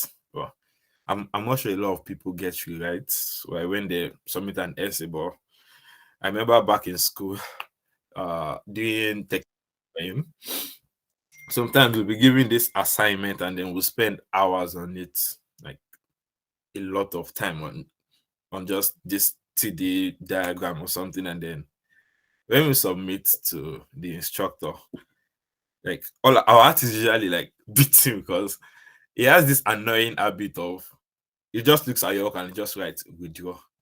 And you're like this is basically even worse than getting maybe a low mark, because this just like basically that's getting 0 mark and then you have to like start all over again. But I think when it comes to failing, there are a lot of successful cases. There are a lot of cases of people failing a lot before making it, right? Dr. Zeus, right? I'm not sure if people know about the movies and the books, The Grinch Who Stole Christmas, Christmas Egg and Green Eggs and Ham and stuff. I read a few of those when I was a kid. But this guy, he was rejected more than 20 times. More than 20 publishers rejected his books before he finally published it. Everybody knows J.K. Rowling, Harry Potter. Goes to the first publisher, right? Oh yeah, I have an amazing book and all of that. And then publisher 1 says, no, it's not good. Publisher 2 says, no, I'm not publishing it. 3 says no, 4 says no, 5 says no, 6 says no. Like, even like basically a lot of people will feel dejected that okay, yeah, for 6 different distance to like say, oh no, I'm not going to publish your work, right? You would like that would actually affect a lot of like your confidence and all, and that could stop you from going, right? J.K. Rowling, she was rejected 12 times before, of all people, Bloomberg was actually the one that actually picked it up. Imagine after 12 rejections, would you want to go to Bloomberg? Or probably you start considering maybe University Press or something. But J.K., after her 12th rejection, the 13th for her 13th try, she went to Bloomberg, right? Not a very small company, but sure no. And Arsenal is currently number 1. For the past 5 years, the highest they finished is like 5th place. Still, they have hope. That is a very good thing, right? So don't give up after failures, even though they still use the same manager and all of that, right? So that's just like I don't like Arsenal so much, so that's just a banter for that. So just as a sort of questions to ask yourself, right, to know if like how much you actually fear failure, you can just think about, do you really worry so much about being perceived as a failure by other people, and then because of that you don't actually try any new thing, right? Do you really participate in things that you know that okay, yeah, I'm good at this thing, so that's only way I'm going to do? And then do you link your self-worth to your ability to succeed? right? Oh, if I don't succeed, I'm not good enough, and stuff like that, right? And do you tend to make excuses for your failure when you fail? Are you like, it's because of this one, lecturer did not do this, when maybe lecturer did not do that, or you're like, I didn't sleep, too well or something. 20 rejections. Well, don't worry. I think a lot of people have actually had a number of rejections, like, but that's another story. Let me just go first. So a lot of times, right, after rejections, we have, like, after failing, right, we have this fear, right? So, and then because of that fear, we are unwilling to, like, try things again, like do the same thing again. So some people are like, oh, okay, maybe they want to if they fail an exam, they're going to disappoint their parents. Some people are like, oh no, my God, my mental health is too important, Jerry. I cannot handle another setback again. And then just because of that, they are just not going to keep trying. Right.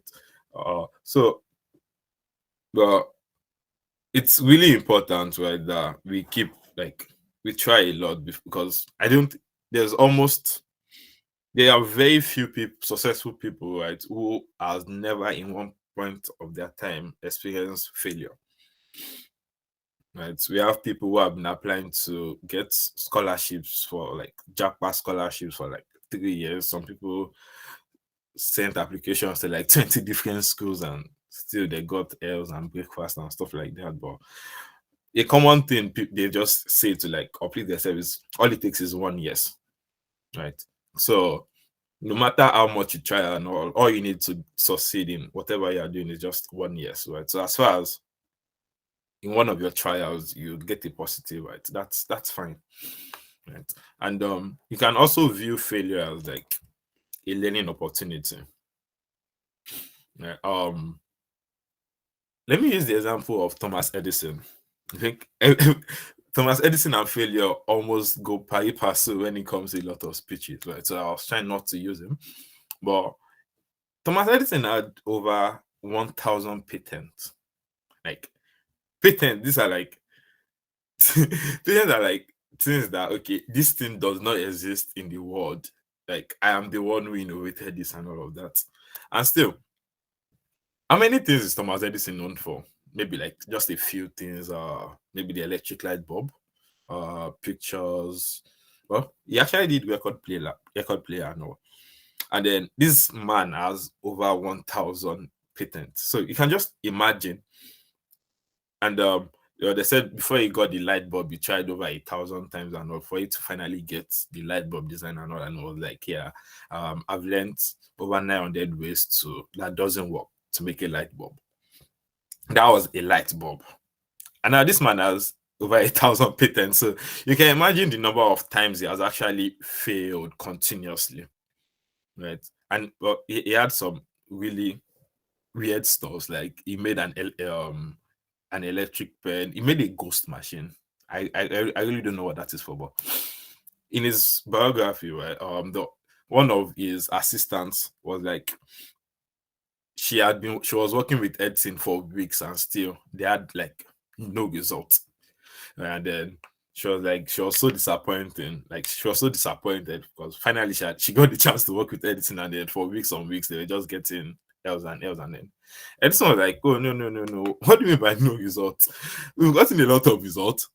Now there are no several thousand ways, right, of doing things that probably did not work, right? So if we really have to be able to, like, face our failure, and then if we think failing is terrible, right, you would really struggle to, like, do it again, right? Because if you think maybe, failure is unacceptable, you're either a total success, right?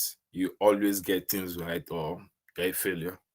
Or probably you always think failure is all your fault, and maybe you fail because you're bad, or blah blah, or something like. Or you have those kind of aggressive thoughts, really, it's really going to discourage you from starting over again, and it's really going to actually do more harm than good to yourself and to your self-esteem.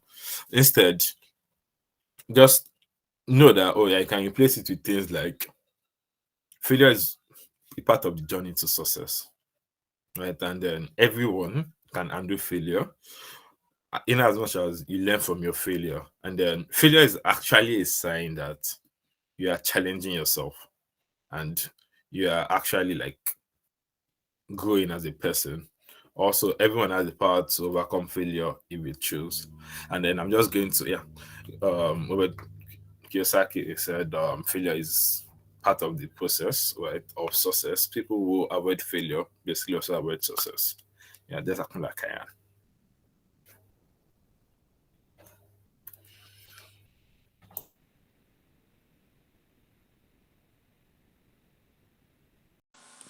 Okay, Alamin, you can present. Okay, Jazakumullah khairan. Assalamu alaikum wa rahmatullahi wa barakatuh, everyone. Yes, so I would be presenting to chapters 11 and 12, and I'll try to move as fast as possible because I know it's almost time for answer. Yes, so my first chapter is They Don't Fear Alone Time. And the chapter started by talking, the author started by talking about a session she had with a lady called Vanessa, and Vanessa was having issues with focus. She was having problem in her work and her personal life also. And all of this, she she's a very driven person. She was a very driven person, successful, well motivated, and was really crushing things. Like many young people that are on this call, I believe. But there was a problem, right? And this is the reason why I tagged the first bullet point here as you, Vanessa, and I. She wasn't having enough time with herself. She wasn't having enough time spending enough alone time with herself. She wasn't spending time in solitude. She would always try to fill up her space, any little space that shows up. She tries to fill it up with something. Maybe she's washing. She would want to play something in the background, just some noise to stop, just something to constitute that empty space that's there. And it made me start to think of the question that are we scared of ourselves? Because really, that's the way it seems. Like we don't find it easy to spend time with ourselves and just sit and do nothing and just be with ourselves, right? And that's the topic that the chapter looked to address. And I have a question here for us. Why do you think we avoid solitude? I think if I'm able to take one or two because of time, I would appreciate. Why do you think we avoid solitude? Why do you think we try not to be alone with ourselves? Why do you think we barely are able to spend 5 minutes, 10 minutes in just sitting down and not doing anything? We're always on our phone or onto something else. I'll count down to 10 and then I'll move on. I understand that. Okay, okay, okay. Okay, brother Hanif said, yeah, he said, let me just open my chat. Fear of missing out, too much thoughts. I'm guessing that's what you mean. Too much thinking. Okay, okay. Yes, yes, exactly. That's. Can you go to the next slide, please? All those things are actually very correct.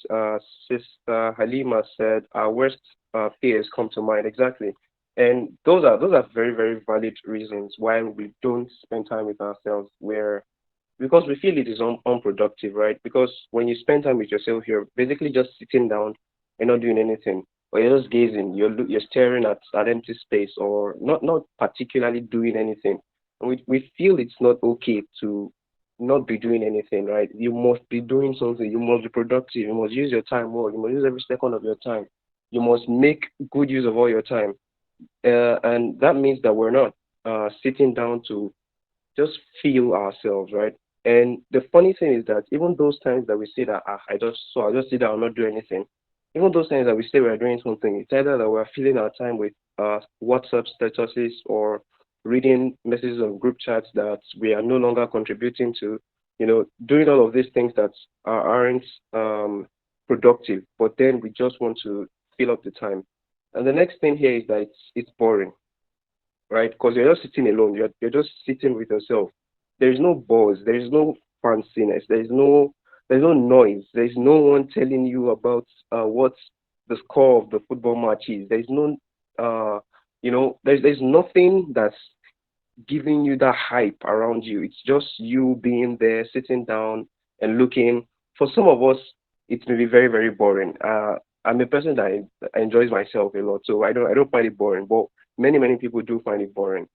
And another reason is that we don't want to face our demons. And that was the reason, I think, yes, Sister Alima pointed out. Our worst fears come to mind because when you sit down, you what I've noticed is that when you sit down and you spend alone time with yourself, you tend to begin to scold yourself, right? You tend to begin to tell yourself the truth. And we don't like people that scold us, right? We don't like people that tell us the things that are wrong with us. But then when you sit down in solitude, when you sit down in silence, yourself, you start telling yourself that, you know what you did that day is wrong. Or you know that, guy, you're missing classes. Or you know that the application deadline for this thing is coming and you have not filled the application. And all of these things keep coming up, but we don't want them to come up. We don't want to think about the fact that we're wasting time. We don't want to think about the fact that we're not doing enough things that we should be doing, or we're not doing enough of the right things that we should be doing, right? And because sitting down helps us come to terms with all of these things. And the funny thing is that because we try to avoid this alone time actively, it comes to some of us, many of us. In fact, I believe that it's an epidemic nowadays, and that's insomnia. Some level of insomnia. I believe every Gen Z has some level of insomnia today because of the fact that we are unable to spend alone time with ourselves, and that means that when we lay our backs to rest at night and sleep, we're unable to sleep because all of those thoughts that we should have allowed to come in during the day are now rushing in. You're trying to sleep, but you can't just get yourself from thinking. And the bad thing again is that even when that is happening, we pick up our phones and then we're on whatever to cover up that space also. And the last thing here is that it's very weird. Spending alone time with yourself is a very, very weird thing to do. And it's unusual because I try to do meditation daily. I've not been very consistent with it lately, but there was a time I was practically doing 30 minutes of meditation every morning, and people would walk in. Sometimes I would do it in the office or something like that, or in a place where other people are, and people would walk in and they would see me sitting on the chair with my hands on my lap, my sitting up straight and my eyes closed and not doing anything. And they'll just be looking at me and looking at what's wrong with this guy. I had a situation where someone just kept calling my name, I'm calling my name, I'm calling my name. As if there was something, as if there was something wrong with me. But really, it's just that it's very weird and very unusual for us to spend a long time with ourselves. So that's there are many other reasons I'm sure that we have, but because of time, we'll just move on to the next slide now.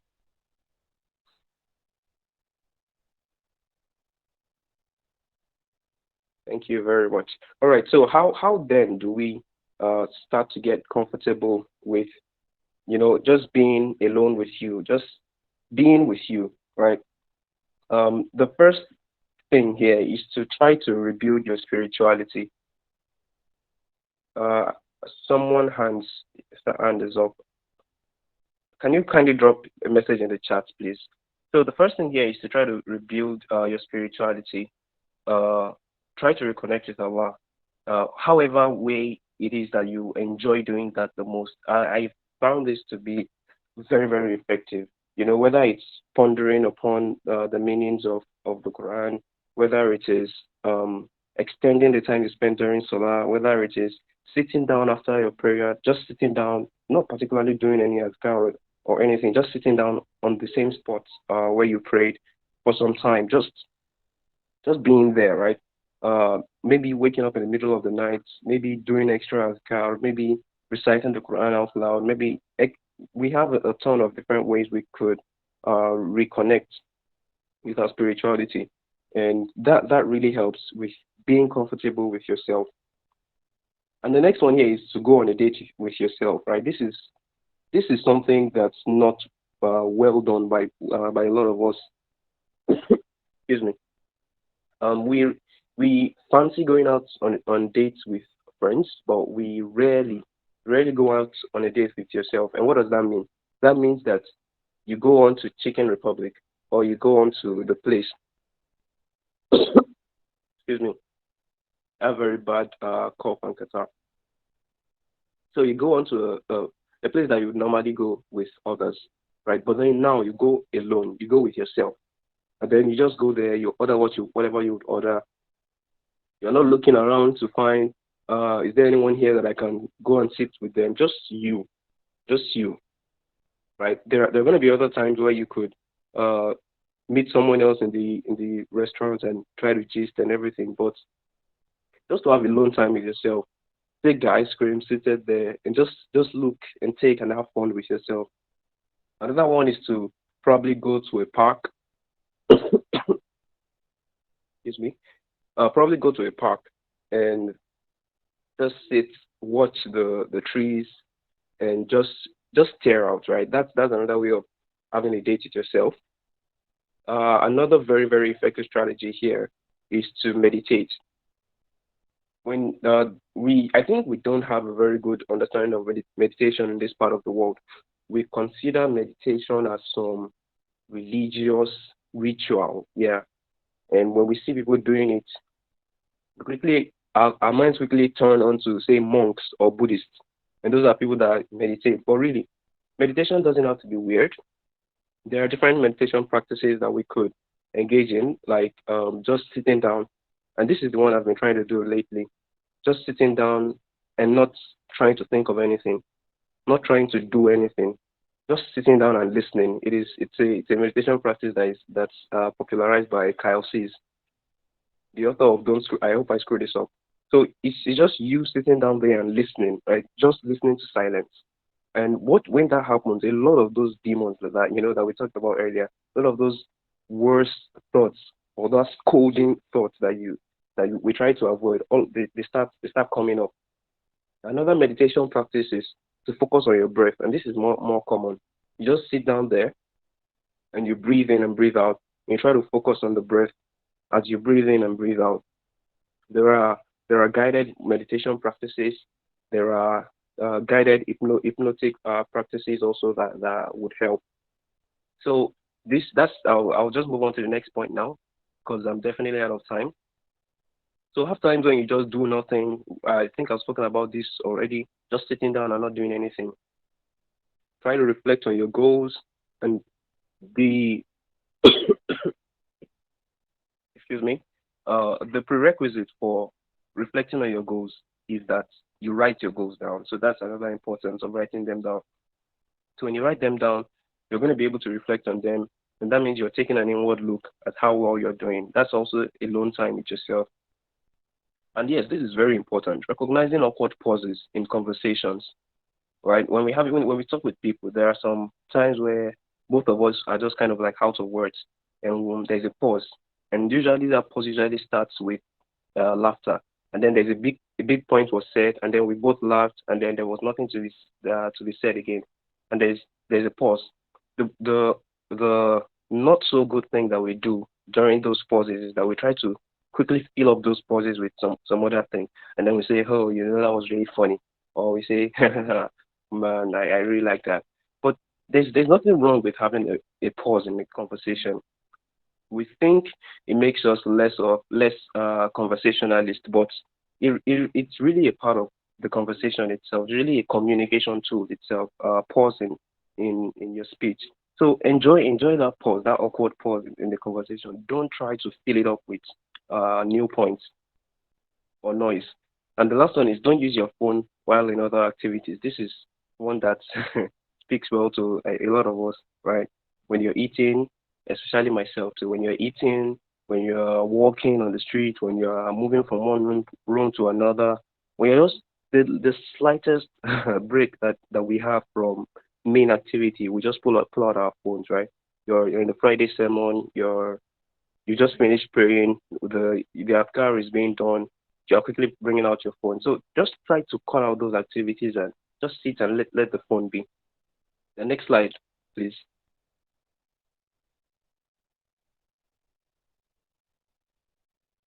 Yes, so this is the next part. The first part was being cool with alone time, and the next part is that they don't feel the world owes them anything.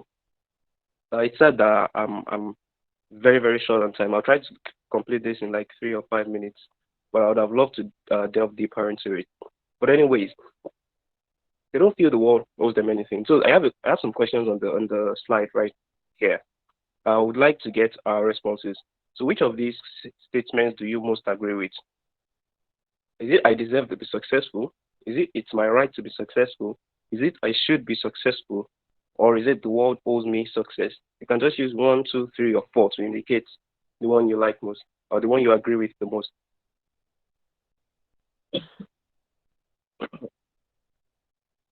All right, so while we're responding, I at the beginning or yes, earlier on, a link to an assessment was dropped in the chat for everyone to take. And I said that we're going to look at the interpretation of the results. So just okay, I can see that some numbers are coming in. So oh, everyone that has sent a message say one. Okay, that's interesting. I deserve to be successful. Exactly. Okay.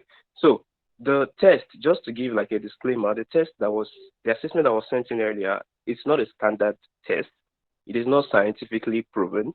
The questions are generated from the questions the author asked in the chapter. So I just picked the questions and I created a poll out of them. So even the analysis, the results that you got are not should not be taken as scientific results. So that's just a very important disclaimer to be given.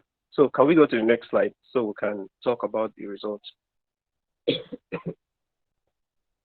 So now, the higher the score you get on that assessment, the less entitled you feel. That's supposed to be the idea. But of course, as I said, it's not a standard test, right? It would definitely have a lot of errors. So it contains questions like, um, oh wow, we had this brother got 7/9, mashallah. That's awesome. So it contains questions that would help you see, oh my God, am I being um am I being entitled? Am I feeling entitled? And what does it mean to be entitled? It means that you are feeling like someone somewhere owes you something, that someone somewhere needs to give you something, that someone somewhere has something that is yours, right? And I recently saw a screenshot that was trending on the internet the other day. It's a celebrity. I'm very sorry about that. A celebrity got a message from someone saying that my child and I are very hungry, and if you do not send us money, if you do not send us money to buy food, we are going to die, and our death is going to be on your neck. This celebrity doesn't know them, just a random person sending them a message that if you do not send us money, my child's death and my death will be on your neck. We are very hungry. Send us money. And you would read that and you feel like, can you imagine the sense of entitlement that people have over other people's wealth, over other people's money, over other people's way of life, right? And it's just so ridiculous the way things work. But it's not always into that extreme level. We have a smaller degrees of we have smaller degrees of entitlement in ourselves also. And so why do we feel entitled? Past tough experiences. Some of us may have had it very hard, right? And then we feel like, man, I suffered a lot. I didn't have it cool. My parents were this, my siblings were this. We were barely surviving, we're barely having a food, blah, blah, blah, blah, blah. And so I deserve to be rich. I deserve to get money. Even if I steal the money, you don't have to punish me. I deserve it. And there are some of us that have very high self-esteem. You feel very, very strong about yourself. You have very high self-esteem. You see yourself as very highly worthy, right? And that means that you may tend to see the things around you as, yeah, I why shouldn't I have it? And sometimes self-esteem becomes arrogance, right? And the next is being hardworking. when you are very hardworking and highly skilled and dedicated, you tend to think that you deserve everything, and other people start looking like idiots to you. So a story of Lucas was given in the book, and Lucas was an employee that just got into the company, and he was driven, he was motivated, but he was a new employee. And all of a sudden, he starts feeling like I'm way better than all of these people, and start asking for a raise, and starts asking for a promotion, right? And he's definitely doing the work, he's getting the results, but that feeling of entitlement, you can't say that because you have an MBA or because you have this certain skill, that every other person that's been in the company for years should suddenly be relegated. That's a very very bad mindset. It's about the entitlement there. And the last one is the victim mindset. When we feel that things have been done to us, when we feel that immunity or stuff like that, right? I've suffered a lot. When we have that kind of feeling, it is very very difficult for us not to feel entitled. You hear people say that they've stolen my phone also. Like if I steal someone else's phone, who cares? Or they killed my friend also. If I kill someone else's friend, who cares? That victim mindset also gets us to be feeling entitled. Can we move to the last slide, please? Thank you very much. So how do we understand this? How do we make use of the points that we've gotten here? Uh, so we need to understand that the world doesn't revolve around us, right? It's things don't happen because we want them to happen. The world exists before we were here, and so we are going to live. So when you say things like "I deserve to be this," of course there are some things that we should ask for, but we should ask for them knowing that is this something that I should actually be requesting that is totally mine, or is it something that's a privilege? This topic can be very very fragile. I know, volatile. I know, but we need to be able to understand that okay, I want to get a raise at work. Do I deserve it? If I say yes, what makes me think I deserve it? What are the details that I'm looking at to make that decision? Also, we need to look at committing to a culture of continuous improvement. That is, how can I keep improving myself? How can I keep growing? And lastly, is about focusing on the things that you can control instead of focusing on what you can give rather instead of what you can take. That is, how can I help the people here, and not just looking at what can I get from all of these people. Uh, yes, I think I'm going to have to stop here. I'm very sorry for the poor delivery. I hope we've been able to get the point. Thank you, Alamin. Abraman Arono, can you take us through the last chapter and let's round up the presentation? Hello, Assalamu alaikum. Can you hear me? Just to confirm that you can hear me, please. Yeah, walaikum salam. Okay, so time is far gone already, so I'll just be taking the last chapters in a rush, and I think I'm going to use Sophia Blair's style. I'll make it interactive. Okay, so my topic is they do not expect immediate results. That's delayed gratification. So Napoleon Hill said, patience, persistence, and perspiration makes an unbeatable combination for success. As we all know, we live in a fast-paced world. Obviously, everything is online. You can order food; it comes immediately. Everything, but it's not everything we can get instantly. If you want to improve your marriage, it's not a one-day job. You need to constantly keep on trying. Have trial and errors. If you want to start up your business, you're gonna fail at some point. So keep on doing all sorts of things to get it to improve. So expecting immediate results can set you up to fail. Mentally strong people recognize that a quick fix is not always the best solution. You need to be willing to develop realistic expectations, and for you to understand success does not happen overnight. That's why they say Rome wasn't built in a day.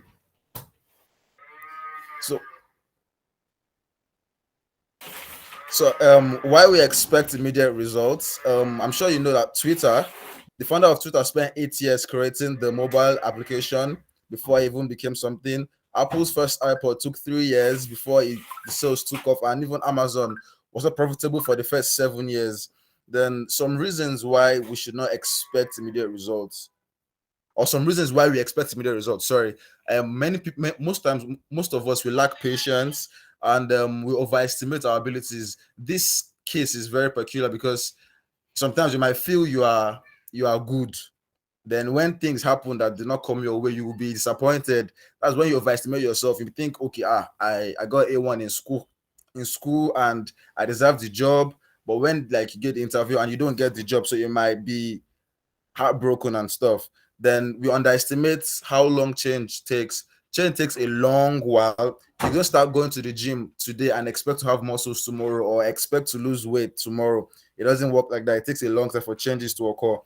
So the problem we're expecting immediate results is that there was a study that happened in 1977 that the researcher was trying to see people that were addicted to alcohol. So the study found this the results was that people that were overconfident that they could cut off their addiction to alcohol were more likely to relapse after the rehabilitation. So people that are more overconfident can easily fall back to the bad habit they were doing before. So other consequences of when you expect immediate results are you might be tempted to take shortcuts. So if you, for example, now people that go to the gym and they want to get bigger faster, they tend to take steroids if they want to take shortcuts. They take steroids, and steroids is not good, as we all know. Then another reason is you won't be prepared for the future. The future holds a lot of stuff, so you need to build gradually up to the future. You can't just wake up one morning and expect your changes to happen. Then another one is unrealistic expectations can cause you to draw the wrong conclusions. For example, if you are going to therapy, right? You're having a problem like you are depressed and stuff, and you start going to therapy and you expect to be well the next day or after 2 sessions, it's not going to work.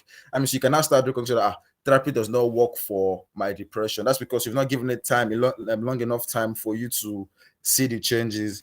This can also lead to negative and uncomfortable emotions. For people that trade, if you know how volatile the forex market is and the crypto market, you know that you need to control your emotions for you to be able to see changes or make profits. If you can't control your emotions, you keep on making losses. Then it may also engage in behavior that sabotages your goal. So what's the solution to this? How do we commit to the long haul? How do we make sure we do not seek immediate results? So the way is to create realistic expectations. There are a couple of studies in the book that teaches us how to create expectations for any goal we make. So one of them is do not underestimate how difficult change is. To be honest, change is very difficult. For example, I've left my comfort zone in Lagos. I moved to Abuja alone. I'm here staying alone. So the change was drastic. And at the point, I was like, I miss my mom. I have to go back to Lagos. But then I have to be mentally strong and persevere with all those things, be patient and see that the change is going to come gradually and stuff. Then also avoid placing a definite time limit on reaching your goal. Your goal might take 10 years, it might take 20 years, it might take forever. Some people might be lucky, they might get it in 2 months. So it depends. Do not put a definite time limit on reaching your goal. Just take it gradually and see how it goes. Then also do not overestimate how much better the results will make your life. For example, you're obese now and you need to lose weight. You should not overestimate losing weight is a journey on its own. You can't lose a serious amount of weight in a week. You need to keep on doing it. And obviously, if you lose weight, it's going to make your life better. You're going to be healthier and all. So you need to also recognize that progress is not always obvious. I remember when I started gymming, I was at a gym for a month and I was expecting to see muscles and stuff, but I didn't have anything. I was still skinny as I was. But obviously I became stronger. Like I could notice the changes in my strength, but it was not physical. Like I could not see the changes in my muscle. It was still there. Then progress towards your goal might not always be in a straight line. Sometimes you need to fail to win. Sometimes things need to get worse for them to get better, and other times you might feel like you need to take 2 steps forward, 1 step backward. So far, you're taking a step forward. You're like you are going in a direction of progress. So practice delaying gratification. I'm sure we all know what that means. You don't if you have read books on self improvement, they will tell you you should not expect immediate results, you delay gratifications. If you need to set, if you like, assuming you want to do something and like, for example, now the way I train myself, if I have work to do, I say, okay, I will not eat until I am done with my work. So I know I'm delaying my hunger. I'm delaying my need to eat until I finish my work. So there are strategies to help us delay gratification. One, we need to keep our eyes on the prize. So if you have this is why we need to set goals. If we set a goal and we know the price for the goal, we can set a timeline, or like there's a path for us to follow, so we know our eyes are always on the prize. Then also we need to celebrate milestones along your journey. So for example, I'm going to use the obese example again. You're about 300 pounds, so you lose 50 pounds, you lose 100 pounds. You could celebrate. I'm not saying celebrate with like a cheat meal or I can't eat pizza again, but you could do some form of celebration like that. I follow him. Is anyone following? Just raise your hand if you follow me, or say hi or something if you're following me, please. Okay, word. All right, word. Okay, so celebrate milestones along your journey. So I, for example, again, I started UI UX design January. Yeah, so I started in January. So I celebrated a milestone. Was it on Friday? I was able to compile a portfolio of about 5 of my work I did in 1 month, and I saw that there's growth in what I did. I'm sure you guys on the group have seen some of my work. I celebrated, like, okay, yeah, I see that there's growth in what I'm doing, and I'm happy about that. So also, you need to create a plan to resist temptation. I'm sure many of us who has any addiction here, or okay, it's a private thing, but I'm sure if you have an addiction, your current addiction, you will know that temptations is a real, and it's very hard. If you could be like anything, if you're addicted to anything, temptation is very, very hard. I'm sure you need to know how to plan to resist temptation. So maybe you could for example, if you are addicted to, please give, okay, to your phone, for example, I get to your phone, you could put your phone on DND, do not disturb, so it doesn't ring, it doesn't do anything, it doesn't sound, or you can even switch off your phone and keep in your locker or stuff like that. So you can just create a plan to, so if you need to figure out what your temptation is and how to resist it, if you know that sugar makes you hyperactive or stuff like that, you could know, okay, I'm going to cut sugar out of my diet, I'm going to stick to only fruit juice or stuff like that. You need, even your health wise, if you're sick or stuff, you need to know what you need to cut and temptations to avoid. Also, deal with feelings of frustration and impatience in a healthy manner. If you trade, they will tell you a good trader is a trader that can control his emotions. It's not about your plan or anything. If you can control your emotions, that what makes a good trader. So you need to be able to deal with your frustrations and impatience in a healthy manner, and also pace yourself. You need to take it slow. Take it slow. You don't need to rush. Take it slow, one step at a time. This is the summary of chapter 13. Then chapter 14 is the conclusion, maintaining the mental strength. You can have a mental strength, or you can be mentally strong, but if you don't know how to maintain mental strength, it fluctuates. It could go. It's like I tell people, making money is not hard, but maintaining wealth is what's hard. What? When you say word now, please say word now. Sophia, tell me word. Word. Yeah. Like Okay. Word. word up.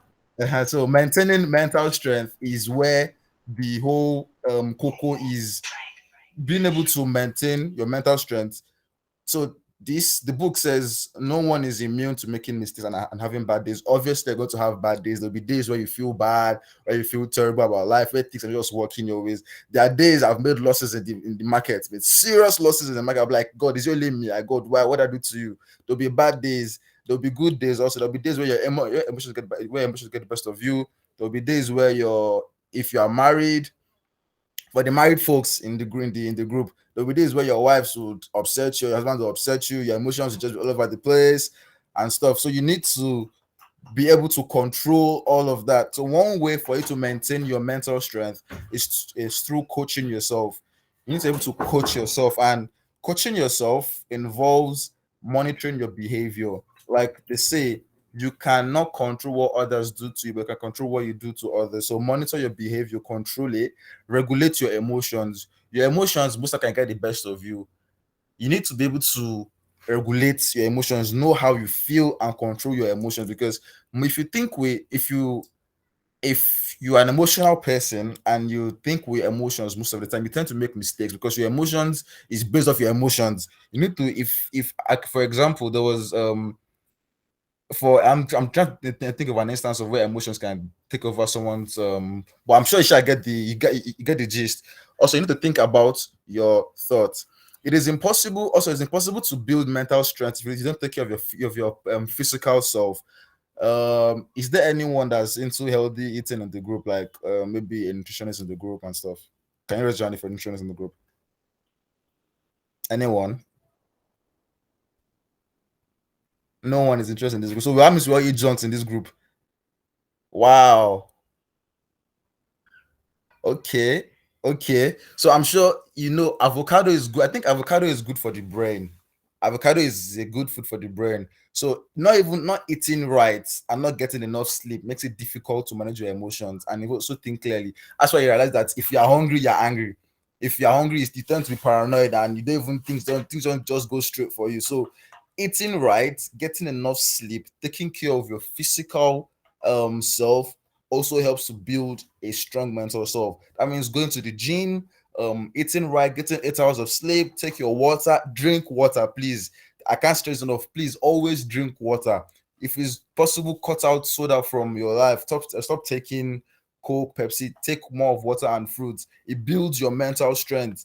I believe that your mind is the strongest part of your body. You need to build once you build your mind, you are a strong person. So you need to be able to for you to think clearly and behave productively, you need to build your mind. And how to build your mind, you need to eat well, sleep well. I'm just repeating myself. Also, although acquiring mental strength could be a personal journey, you could do it on your own. It could take a long time, or you could have someone you check in with, or like a mentor. That's what this group is meant for, mentorship.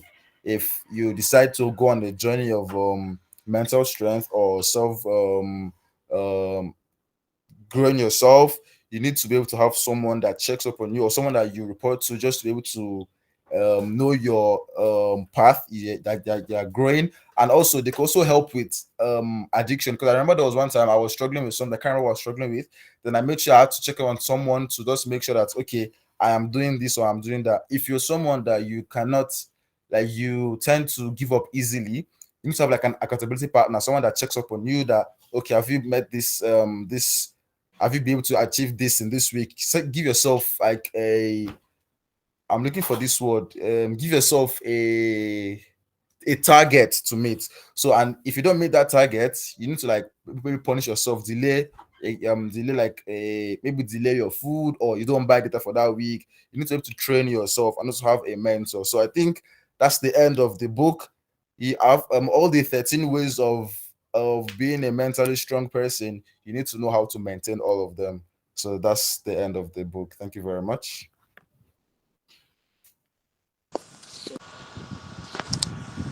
Jazakumullah khairan, Abdurrahman. And thank you to all the reviewers. It was an excellent review. I hope we have learned one or two things. I know we've spent a lot of time. So we're going to just take one question, or I mean, two questions and observation. That means one question, one observation or whatever, or addition to the book, right? So if you have any question or observation, please, you can unmute yourself and speak.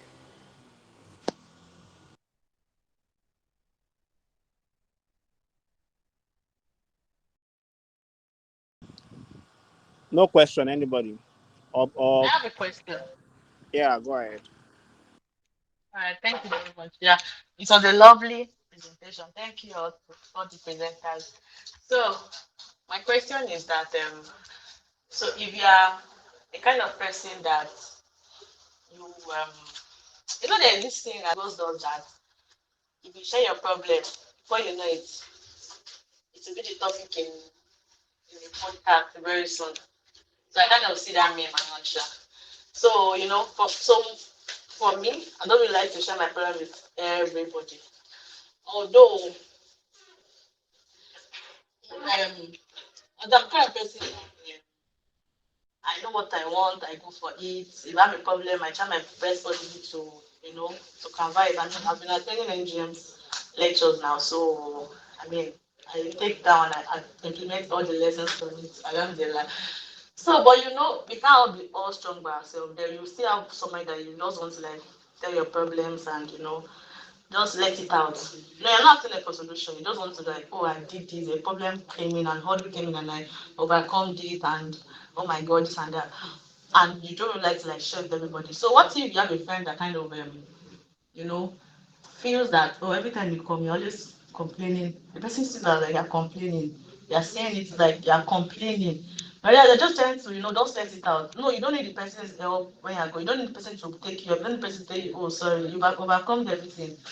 So how can one help one else? Remembering that, oh, if I share it with one, two, three, or four persons, I'm not comfortable with them, and you don't want to be on the next podcast that would be, you know, that would be displayed or that would be. So that's my question. Thank you. Okay, I'll throw the answer to this is a very generic answer. I mean, the answer can be very generic. So I think I'll throw the question back to the house. Does anyone here want to answer the question?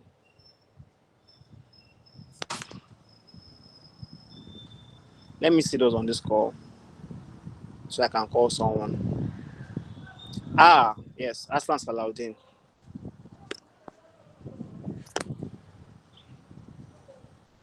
Alaikum. I missed the question. I knew you were going to call me. Assalamu alaikum. I knew I was going to call you. But I missed Anyways, the Can any of the question. presenters answer the question? Like, I mean, the ladies, I like, mean, I as mean. soon as you said you wanted to go okay, to so let me give you an answer. I mean, it might be subjective, right?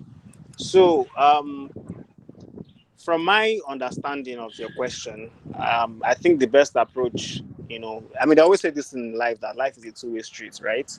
You give and you take, right? So, um, and you have to choose the people that you also, talk to, or those that you call your confidants, right?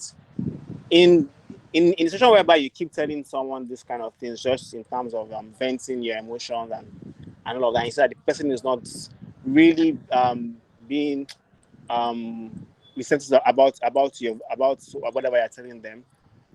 There are two answers to that. You either stop telling the person, right, or you ask the person if I mean, I always tell people something like if you have a certain thought in your mind, the easiest way to know if you are right or wrong about what you're thinking is to ask the person. So you ask the person if they don't. I mean, some people they'll answer you that, oh, I don't like. I mean, I find it really disheartening that every time they come to me, always ranting. There's nothing positive about you coming to me, and they'll tell you the truth, or they would even tell you that, oh, it's just that they feel like, I mean, just listening to you is just enough, and probably not answering you is not what will give them the answer. The other answer I would give to that is that I think it's also, I mean, it's an answer that is expensive, because what people always say is that the best way to handle things like this, right? When you are having sessions, I mean, right, that's some people actually have therapy sessions, not because they are depressed or they have a personal problem, but because they feel the need to actually, vent, their thoughts. Someone that's professional that will probably listen to them and give them an objective, I mean, opinion. So if you can also afford to go for a proper therapy session, I think that's your best bet. And on the first answer I gave again, it's just about choosing your friends or your confidants wisely. I mean, we know that people have different ways of. We have people with different kind of characters, right? But you can always find people that, even if it's just one person, that you think is actually being there for you and is able to listen to you properly. I hope I was able to give you some answers. Yes, yes, yes. Thank you. All right. I think it's about time, and it will be best for us to wrap up the session now. If you have any other comments and probably a final talk from our grand mentor Alajiwa. Yeah, Jazakumullah khairan. Because time has gone, I don't think I have much to add other than to appreciate the team. You have all done excellently well. It's a high quality presentation. Seeing this makes us happy about NGM. And like I always say, indeed, NGM have got talent. And may Allah continue to bless you all. So I'm happy this particular edition is recorded. It's one that I would recommend that we listen to. And apart from listening to it, we should actually endeavor to pick the book and read it. So finally, I want to leave us with the parting word that your joy, your happiness, you must never allow any external factor to control it. Your success in life, your happiness in life depends on you keeping the key to what makes you happy, no matter the frustration. Never allow any external party to get you frustrated, to get you depressed. Whatever the situation, then you will always be happy. Once you keep yourself solid and happy, realizing that whatever happens, whatever negative step you take will never change what has happened. So therefore, what you need to do is to continue to look towards a better tomorrow. And as Muslims, it is good for us not to allow any external party to have a win over our joy. Because at the end of the day, what people want is to make it a win-lose for you. That means they want to make you unhappy, and if you're unhappy, they have won. But you can make it a lose-lose for them. They want to make you unhappy, you refuse to be unhappy. So they will lose and you will win. May Allah continue to make us happy. Assalamu alaikum wa rahmatullahi wa barakatuh. I mean, wa alaikum assalam wa barakatuh. Jazakumullah khairan for the advice. Thank you everyone for joining the session. See you all next for the next book review, inshallah. Assalamu alaikum. Wa alaikum assalam wa rahmatullahi wa barakatuh.